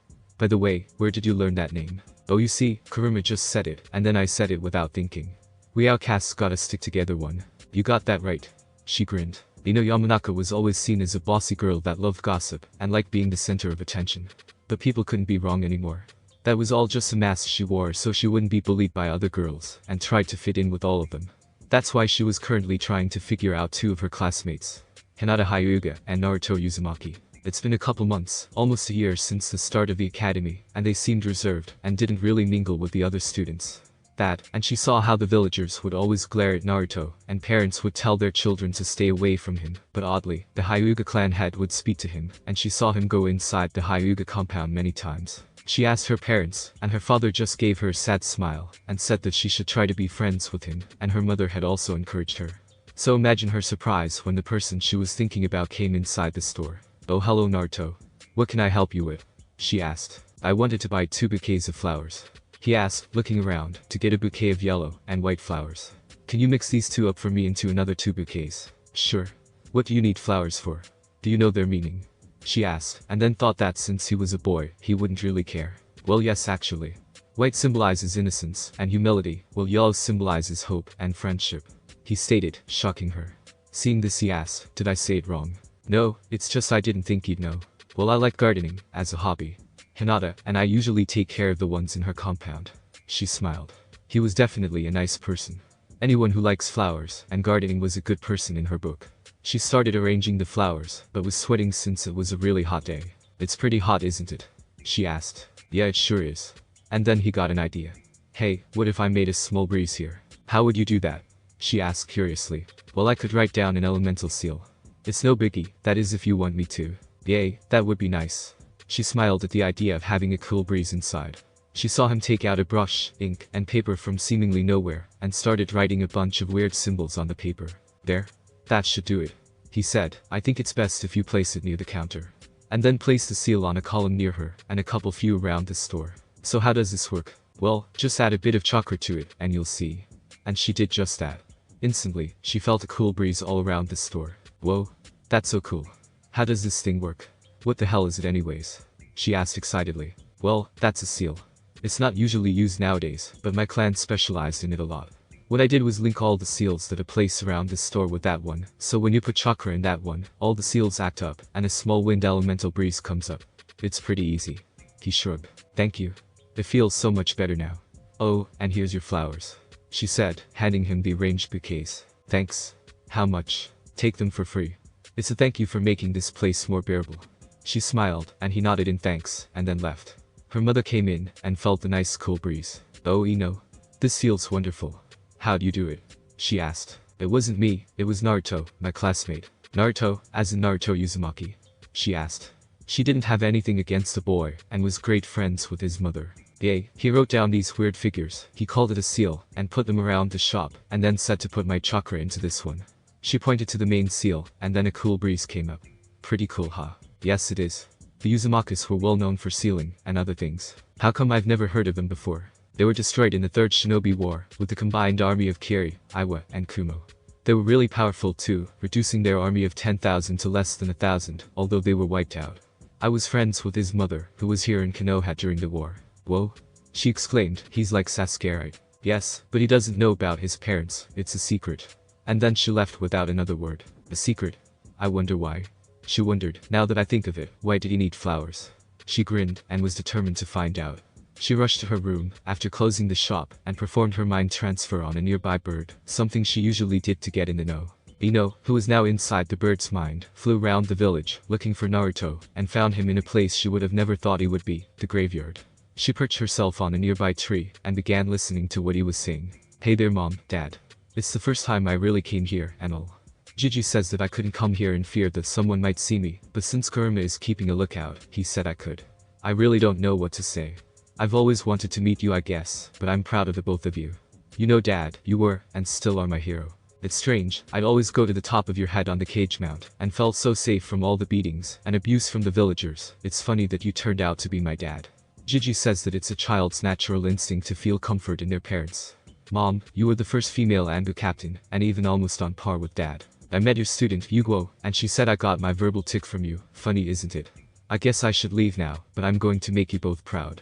And no Dad, I'm not mad at you for sealing the Kyuubi within me. You wanted the villagers to see me as a hero, since a being of pure chakra can only be contained, but I made friends with Hinata, and even her father is alright, though I like his twin more. Hopefully I'll be back. See ya." He finished, and placed the 2 bouquets on each grave, and then left. Ino, who was shocked by the entire thing, flew down to the graveyard, and the names she saw made her gasp, and in shock, that she was ejected out, and into her own body. Once she regained her senses, she began to cry and cry. Naruto wasn't some loser orphan, he was the son of the fourth. The fourth didn't even defeat the Kyuubi, instead sealed it into his own son. How could a parent do that? And then there was the abuse he talked about. She just kept on crying and crying until her parents rushed into her own. Ino? What's the matter? Her father asked. It's Naruto, she said weakly, and told them everything she heard. To say that her parents were shocked was an understatement. How? How could he be so cruel? She cried, as her mother held her. Ino, you're not supposed to know this. If they find out, they'll kill you. But I'm proud of you for not thinking of him as a minister. Her mother said. Kasan, I can tell the difference between a kunai and a scroll, but how could people be so cruel? You have to understand that a lot of people died that night. He's like a scapegoat for all their pent-up anger, but that's still no excuse. Inoichi replied. How come they don't know about his parents? Both his parents were high-strung shinobi, and had a lot of enemies, with his father alone having all of Iowa's hatred. If word got out that he had a son, then they'll send assassins after him. I don't see him any safer in the village. She huffed. I know, why don't you try to be friends with him? Maybe even invite him over for dinner. Her mother suggested. Can Hinata come over too? Of course, but I don't think she'd be allowed. Nah, she'll be allowed. Naruto made Hiashi open up a bit. To the point it's plain scary. Inoichi shuddered. Alright then. I'll become their friend, she said, determinedly. Naruto and Hinata were eating their box lunch outside, when Ino walked up to both of them. Hello Ino, is there something we could help you with? Hinata asked. I just wanted to thank Naruto for the seal from yesterday.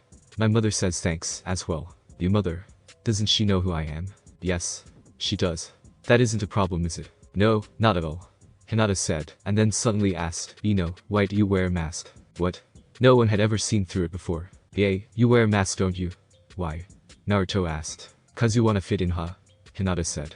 Ino sighed, there was no use hiding it. Yes.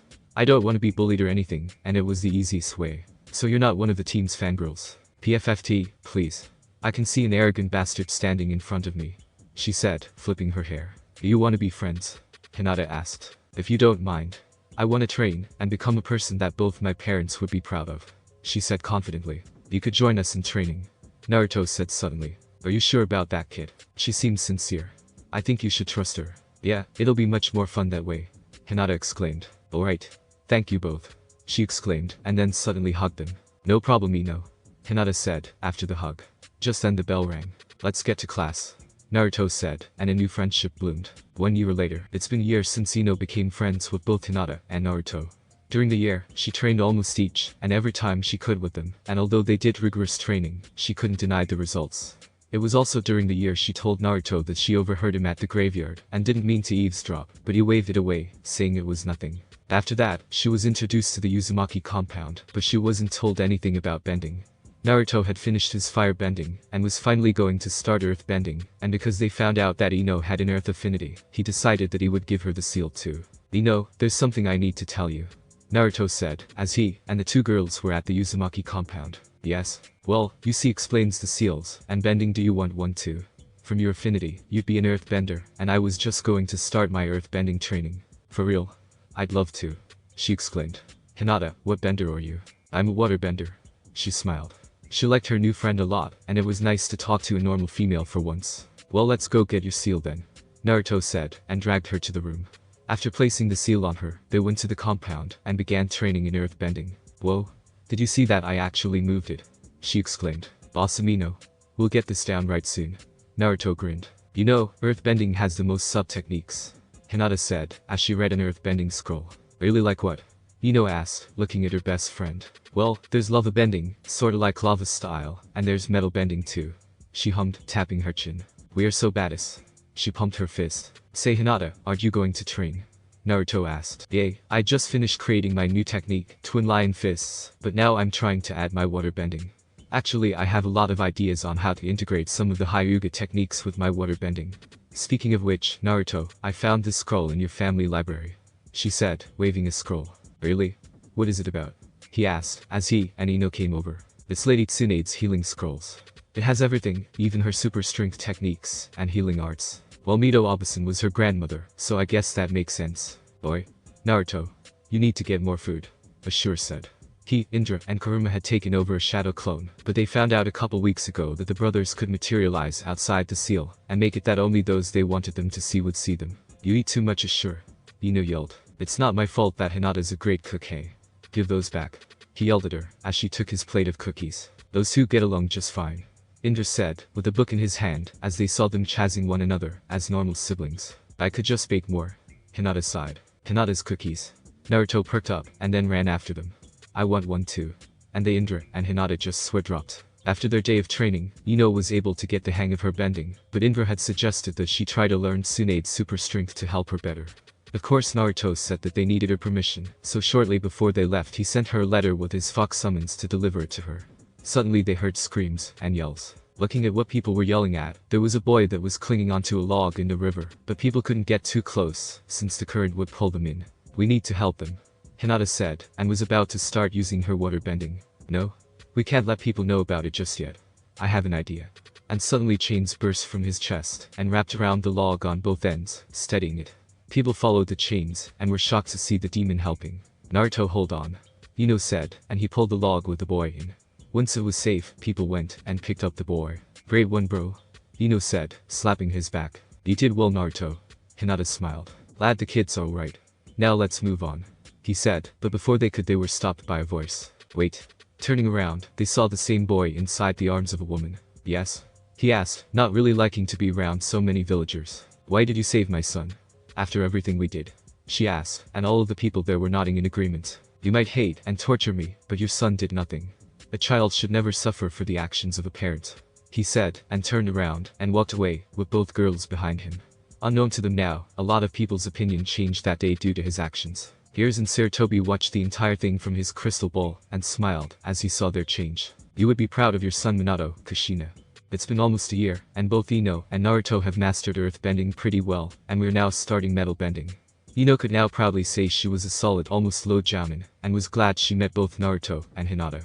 Hinata became her best friend, even a sister, and she knew about the marriage contract between her and Naruto, and she was happy that her friend would marry the guy she loved. Naruto was her idiotic blonde brother. Like it said, blondes gotta stick together. Things have been looking up for Naruto in the past year since he saved the little boy. There were less people glaring at him, and more like sympathetic looks, but he pretended he didn't notice. He had finished building the computer, and had placed video cameras everywhere around the village, the first place being Ino's shop. Speaking of the shop, it had a major boost, with Naruto decorating it with so many seals, like a seal that gave the shop a nice refreshing feeling, and ones that made the shop smell like different flowers. It's because of this that Ino had begun to study seals, although she would let a couple of her shadow clones to study.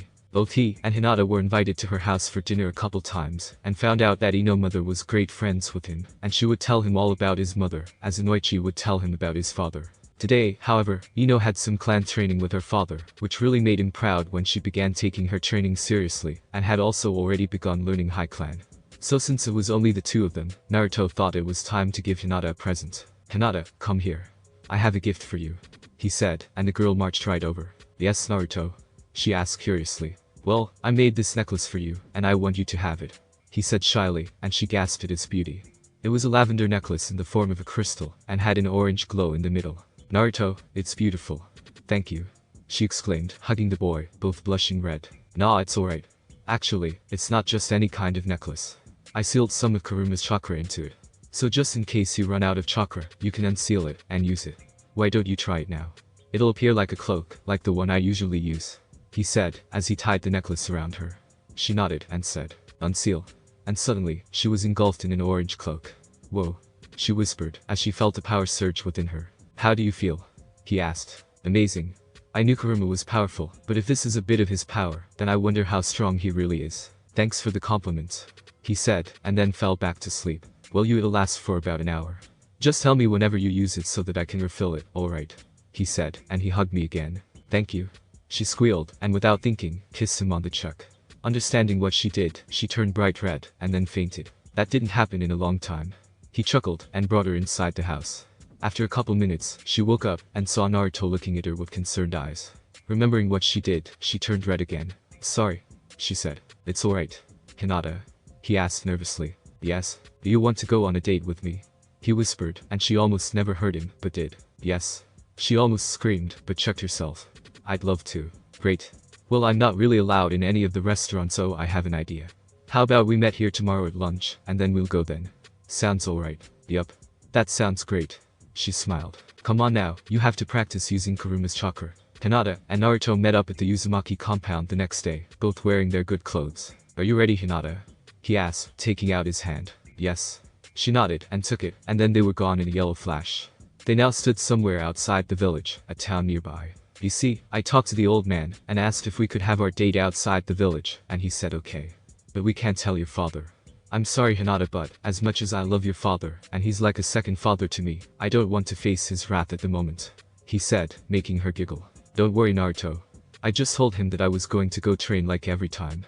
Nichi and I spar at times, and we're on equal ground. Of course I didn't show them any of my new techniques.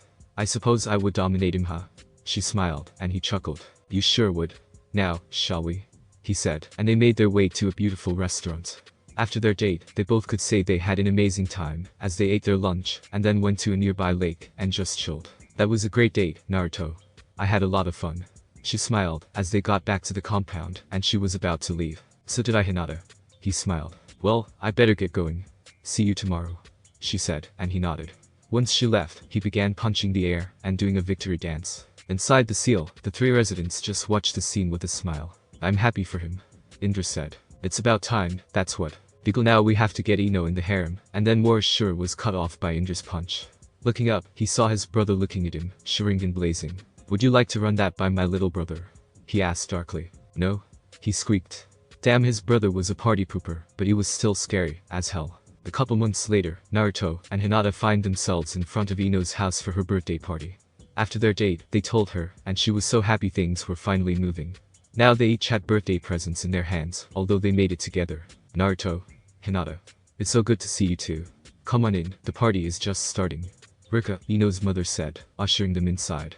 When they were in the backyard, they saw many people there, some even from their class. Naruto saw this, and froze. He still didn't like being around a lot of people. Rika and Hinata both saw this, and it made Rika's blood boil when she saw what had become of her best friend's son. "Don't worry about anything, Naruto. You'll be fine, I promise," she said, squeezing his shoulder. He nodded and thanked her, and both children went inside. Naruto, Hinata. They heard and saw Ino running up to them, and hugged them both.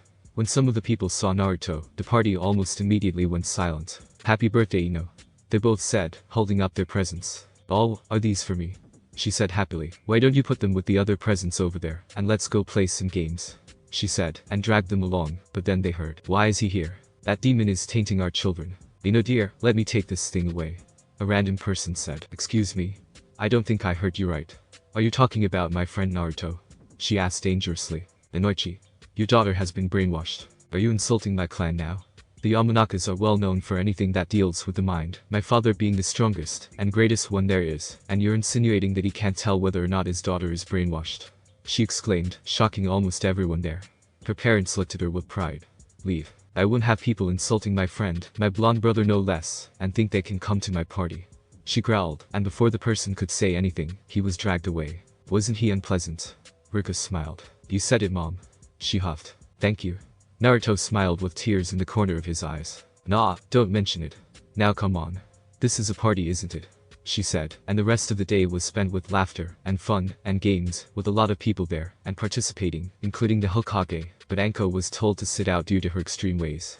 When everyone was almost gone, and only Naruto and Hinata were left, they went, and each gave her their presents. "Well, Ino, these two presents are from both of us, and Kurama too. First is this one," he said, giving her one of the gifts. Opening it, she saw purple gloves which she could tell were designed by Hinata. "These aren't ordinary gloves. You see, in the stuff from Republic City, there was a metal-bending police force, so they had these metal whips. But they would extend to some length, and it would be shown on their arm. These gloves have seals, so you apply some chakra, and then the metal whip will extend, and you move it with your metal bending," Hinata explained, as Ino and her parents listened in awe. "Sugo, these are so awesome. Let me try them on," she said, and put the gloves on. She put some chakra in the gloves, and instantly a metal whip came into existence. She began moving some with her metal bending, and found out that it was like she was controlling it at will. "That's amazing," Inoichi exclaimed. "It can go up to about a kilometer, and that's about it, but either way, it's pretty good," Naruto commented. Putting the whip back, and taking off the gloves, she waited for her next present. "Okay, this one is more from Kurama, but I did the ceiling, and Hinata designed it," he said, and gave her the next gift. Opening it, she saw a beautiful jewel forehead band, with a dark purple jewel in the middle with a bit of orange in the middle. "This is so pretty," Rika squealed, as he saw the piece of jewelry. Well, it's nice, and all, but what makes it so special is that it has some of Kurama's chakra sealed inside of it, he said, making the blonde's nod him wide eye. "Hey Chow?" was all annoyed she asked. Her parents knew about the Kyuubi and even his other tenants, and really didn't care. Hakashura and Ino formed a great bond over gardening, that he would spend so much time at the flower shop. All I did was put some of his chakra inside. I did that to Hinata as well, but I wanted to give it to you, as a surprise. You'll only use it when you absolutely need it, and when you need a refill, just ask me. He smiled. You'll get the same cloak as I do, and you'll be able to use it for an hour tops. This is Kurama. I said thank you. She smiled, and tried on the jewelry. She absolutely loved it. I will when he wakes up. This is great, and all, but Naruto, if the council finds out, especially Danzo, they'll ask you to give them some of his chakra. And they can try, but it won't work. It'll only work if he agrees, otherwise, he'll poison the chakra, and they'll die. He said smirking. About the next day, Naruto was at class for once instead of sending a clone, since he was really bored, more like he wasted too much chakra. He left thousands of clones back at the compound to build the aircraft, as they were almost finished building the aeroplane. Suddenly they all heard a rumbling, and all believed it to be an earthquake. "Here's in Toby," is what they heard until they saw the said man dash into the classroom, and was pale, as if he saw a ghost or his own death. Looking at Naruto, who was sitting with the two girls, he went straight up to him. "Naruto, what have you done?" he cried. "Me? What the hell are you talking about? I did nothing."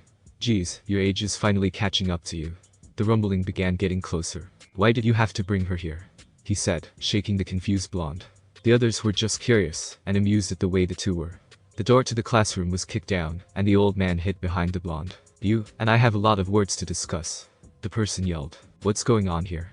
Iruka asked, suddenly feeling insignificant. "That, ladies and gentlemen," Naruto began, as they all looked at him, "would be my lovely grandmother, Tsunade Senju." There was complete silence, as the people there tried to digest what was just said. The boy that their parents had always told them to stay away from was the grandson of the legendary Tsunade Senju. Now things didn't just make sense anymore. "Naruto," Tsunade said, walking up to him with tears in her eyes, and before he could say anything, he was engulfed in a bone-crushing hug. She cried, and kept saying sorry over and over. "Can't breathe," he struggled out. "Ops, sorry about that." She laughed, and then turned her attention to the sweating Hokage. "Hello Tsunade. What are you doing back? You know very damn well. I was told he died that night. Who do you think you are lying to me about my grandson?" "Huh?" she yelled, holding him by the collar. Sarutobi frowned. "Told you? I didn't say anything like that." "Who told you that?" he asked. Ino and Hinata, who were sitting next to Naruto, began discussing things. "Well, it's a great thing to know that she didn't abandon you, but I wonder who lied," Ino said. "I don't know, but they're going to regret it," Naruto said fiercely, and then turned back to the conversation. "I was given a letter, and I still never believed it, so they showed me his corpse. About a year ago, I got a letter, but was well, let's say, out of it, and just stuffed it into my bag. Just last week I remembered the letter, and wondered what was inside. Imagine my surprise, when it's from my to-be-dead grandson. I thought it was a joke, but he had access to the Uzumaki compound, and only those with Uzumaki blood could enter. So here I am," she finished. "I swear, I never sent anyone. Jiraiya didn't want to ask you because we thought you abandoned him." "Why the hell would I abandon my only living relative?" she yelled. "So you don't hate it?" Naruto asked. "Of course I don't. I was so happy when your mother was pregnant," she said, hugging him. Just then, someone rushed into the academy door. "Tsunade, please don't kill the Sandaime," the black-haired woman yelled. "Calm down Shizune. Sensei isn't dead. It seems we were both playing." Then got an evil smirk. "The person who did this well can just pray for his sanity." She laughed. "Wait. You're this Baka's grandmother. But he's a freak." Sakura screeched. "What the hell did you just call my grandson?" Tsunade said darkly, and punched the whimpering girl. Then a thoughtful look came over her face. "Wait, if he's alive, then the sealing was a success, and no one." "Tsunade, you mustn't speak about that out loud," Sarutobi said firmly, and for the first time Tsunade was there. She looked around, and saw that she was in a room filled with children. "When did I get here?" She laughed, and the other's sweat dropped. "You really are old, aren't you, Ba-chan?" Naruto smirked. "What did you call me, brat?" she said, and chased him out of the classroom. "Well, the rest of you are dismissed," Sarutobi said, and left the shocked students. There was a lot of gossip that was going to happen, that's what. "Come you guys, let's go," Ashura suddenly said in his materialized form. No one could see him except the two girls. "Ashura, when did you get out of the seal?" Ino asked. "Since the old hag came." He shrugged, as they followed him. "That isn't really nice to say to Ashura." Hinata giggled along with Ino. They reached the Uzumaki compound, and saw that the gate was already open, so they stepped inside. There they saw Naruto and Tsunade lying on the ground laughing about who knows what. "I thought she was trying to kill him a few minutes ago," Ino said. She's an old hag, probably forgotten. Oh, Hinata, into. You guys came. Naruto said. Yes we did. Don't run off like that. Ino scowled, but smiled. Hello Tsunade. It's an honor to meet you. My name is Hinata Hyuga. She said, bowing politely. My name is Ino Yamanaka. It's nice to meet you Tsunade-sama. She said cheerfully. Ah-chan, these two are both my friends. He waved at them. Well it's nice to meet you both, and just call me Tsunade. Then she smirked. So, you've been living here since I was 4. I told Gigi about it at the start of the academy. It's a nice place. Are you going to be staying in Konoha? He asked, and she frowned. She didn't really have any good memories in Konoha, but she had a grandson now, so maybe just maybe. Yeah, I'll be staying. I missed 11 years of your life, and I'm not going to miss any more. She declared, and he ran up and hugged her. He had honestly thought that she had hated him, considering that she hadn't replied in a year. That's great. I'm really happy for you bro. Ino exclaimed. By the way, Tsunade, we sent that letter to ask you if we could use some of your scrolls on medical and super strength. Is it alright if we use them to help us train? Hinata asked. Oh? I've got a better idea. Since you two are friends of my little nerd-chan here. Hey, how about I train you myself? She smirked at their shocked faces. Oh really, oh my god yes please. It would be an honor. Ino exclaimed, hugging her fellow blonde. That's very kind of you Tsunade. It would indeed be an honor. Hinata said politely, and they went inside for a snack. Ba-chan, do you know the Uzumaki secret? Naruto asked, as they were eating the cinnamon buns Hinata made. You mean down in the basement? Yeah I know. My grandmother Mito and I were close so she told me. They know? She asked. Yay, actually, I'm the avatar for this generation and what? Tsunade exclaimed. I said I'm this generation's avatar. He said, as she began inspecting him. She told me about those, and their history. She made them bedtime stories, and they were always so interesting. She said. Never did I ever think that I would meet an avatar. Well I am, and I just mastered all 4 elements. Hinata is a water bender, and Ino is an earth bender. Ino, and I need to learn the technique where you can see with your feet. We have 2 years of the academy, and we want to learn it by then.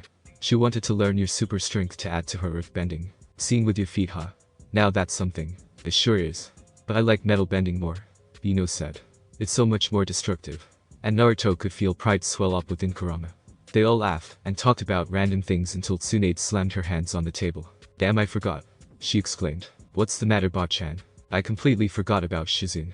She yelled running out of the house, as the other's sweat dropped. She is definitely Ashura's descendant. Indra said. At the other side of the village in a casino was a black-haired woman losing even worse than her teacher. Taunton, do you think Tsunade's bad luck is contagious? She wept to the pig. Oink oink no you're just bad. Taunton replied. 2 years later, Ashura got back here this instant. I'm going to kill you for wanting to corrupt my grandson. Tsunade yelled, as she ran after Ashura across the Uzumaki compound. Never. I will get a harem if there's anything I have to say about it. He exclaimed running away from the furious blonde medic. Come face me like a man you coward. She yelled. Being a man, I want to help him stay alive. He yelled back. Indra, Kurama in a human form after Naruto tweaked the seal, Hinata, Ino, Shizune, and Tonto were sitting on the front porch, laughing at the scene in front of them. Ashura and Indra were introduced to the 2 medics once they settled in, along with Kurama. At first they were a bit skeptical about Kyuubi and all, but once they were told everything he did for Naruto, they easily accepted him. Kurama and Tsunade hit it off immediately, as they both had deranged and deadly ways on how they should deal with the villagers that keep scorning Naruto. Speaking of which, his Uzumaki heritage, and how he was related to the first and second Hokages were revealed at the council that was held, and everyone knew about Tsunade's strength, and didn't want to go against her.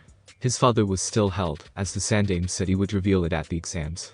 She and Indra had a mutual understanding, as they were both protective about Naruto. She, however, didn't like the younger Otsutsuki, as he kept on telling Naruto to get more females, after Ino punched him in the face when he wanted to recruit her, saying that she saw the blonde as a brother, nothing more, nothing less. Which shows the reason why they were having a cat and mouse chase at the moment. Ashura and I say something about a harem again. They heard a voice which belonged to Naruto. Is there really any other reason? Ino huffed, as he sat down between her and Hinata. Really now, Ashura should get a hint. Hinata giggled, and Naruto kissed her on the cheek. Exactly, I'm only going to have Hinata. He smiled and held her close. Oh, you two look so good together. I can't wait to have someone for myself. Ino cooed. Naruto and Hinata had begun dating for a couple of months now, and when their little family was informed, they all breathed a finally, much to the new couple's embarrassment, and when the Hyugas found out. So you're dating my daughter now? Hiashi said, Byakugan blazing. Naruto gulped and prepared to run, as Hiashi began hitting him with strikes. Wah! Hiashi. It's like you're trying to kill me. He yelled, as they ran on top of the buildings. That's exactly what I'm trying to do. He yelled back. Hinata just giggled at them when her uncle came out. "Hinata, what's going on?" he asked, since they didn't talk in Hornfix when they were alone. "Naruto and I are dating, and father is the poor girl who never got to finish," as her uncle dashed after him. She heard. "Hisashi, where is that mongrel that's trying to take away my niece's innocence?" "Hisashi, he's that way. Come brother, and let's finish him." She sweat dropped. "Oi, Hisashi, you're supposed to be on my side," Naruto cried, as the rest of the village watched in amusement as the Hyuga twins chased him around. It only got worse when Neji arrived. The Hyuga boys still tried many ways to prank him, but Naruto wasn't called the prank master from hell for no reason, though even he had to admit that Neji was getting better each time. Neji, though, wasn't the only person to get a pranking spree, but this person had it on a more deadlier side. Whenever he and Enko were going to do a killer prank, which usually involved the Hokage, Ibiki Marino would always join, and he would take things to a whole new level. Kakashi would sometimes join them, as he bounded with Ashura quite well, both of them being perverts. Naruto, Hinata, and Ino each reached great heights in their bending, but that didn't mean that they didn't have any. Ino had a number of earth, and 2 other in each of the other 4 elements. 1 offensive and 1 defensive, just in case something happened. Hinata was the same, and their medical ninjutsu was going great. Hinata, because of her Byakugan, could easily identify the wounded and affected area, but that didn't mean that Ino was far behind.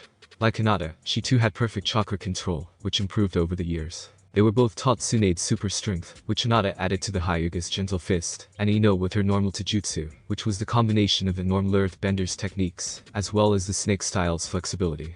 "Come on you guys, we have to get to the academy. Today's the team assignments," Ino said, getting them both up. Since they all passed the test. "How come you're going now? It's like 10 in the morning. Aren't you 2 hours late?" Shizune asked. The academy instructor said something about last-minute preparations, so their classes start late. Indra answered. "Let's get a move on then," Naruto said, holding Hinata's hand as they walked out of the compound. Hinata and Ino both came in the morning. It was like their home away from home, and their parents didn't mind. "I hope the 3 of you are ready," Indra said, walking beside them, though no one but they could see. "We sure are," Ino exclaimed. "I mean, it'll be great to see Naruto not as a dead last anymore." It was honestly getting annoying. "Hey," he yelled. "You have to admit, Naruto, it is tiring," Hinata said softly, causing him to be depressed. "I'm only doing so because Nai-san said so," he mumbled. Kakashi wanted him to be a part of his genin team, and since they knew that the council would want him to train Sasuke, the rookie of the year, he had to be the dead last. "But well, at least I'll be with Hinata," he exclaimed, hugging the girl. Hinata was top Kunoichi of the year, with Ino following up. Sakura was second when it came to academics, but Ino made up for it in the other fields. Both Hisashi and Inoichi were happy with their daughter's progress, and they knew it was all thanks to Naruto. "No, I think Kurenai wants men on her team, Naruto." She said something about a tracking team. Hinata said. She wanted to be on his team, but after Anko and Nico, who turned out to be Yugo, introduced them to Kurenai, they both hit it off well. "Yeah, my father said I'll be with Shika and Chaoji for this generation's Ino Shikacho," Ino said. The 3 friends tried to get the 2 boys to train with them, but they would always deny. "Oh well, that sorta makes sense, and all, and if you're going to be on a tracking team, then Kiba and Shino would probably be on your team." Naruto nodded. They had also befriended Shino, who would usually sit with them at lunch, along with Shikamaru and Chaoji. They all knew Naruto was holding back, but the 3 boys wouldn't train with them. "You've arrived," Indra said, snapping them out of their conversation. "I'll look around the village for a bit, I don't want to go back just yet." "Okay. See you later," Indra and Naruto waved, as the older Otsutsuki brother bid the 13-year-olds goodbye. They went inside, and took a seat near the window, as the other students started coming inside. "They're coming," Ino said, with her eyes closed, and the other 2 understood what she meant.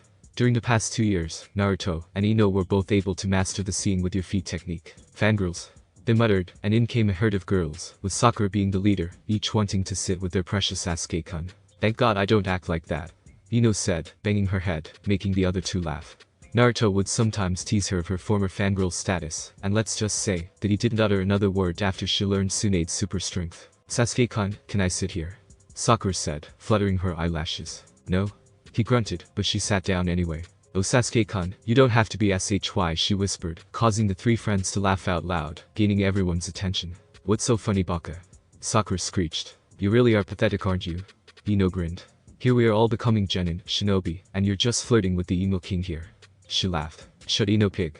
Sasuke-kun will save me," she yelled, causing them to laugh even more. "Why would you need saving? It's people like you that give Kunoichis a bad name."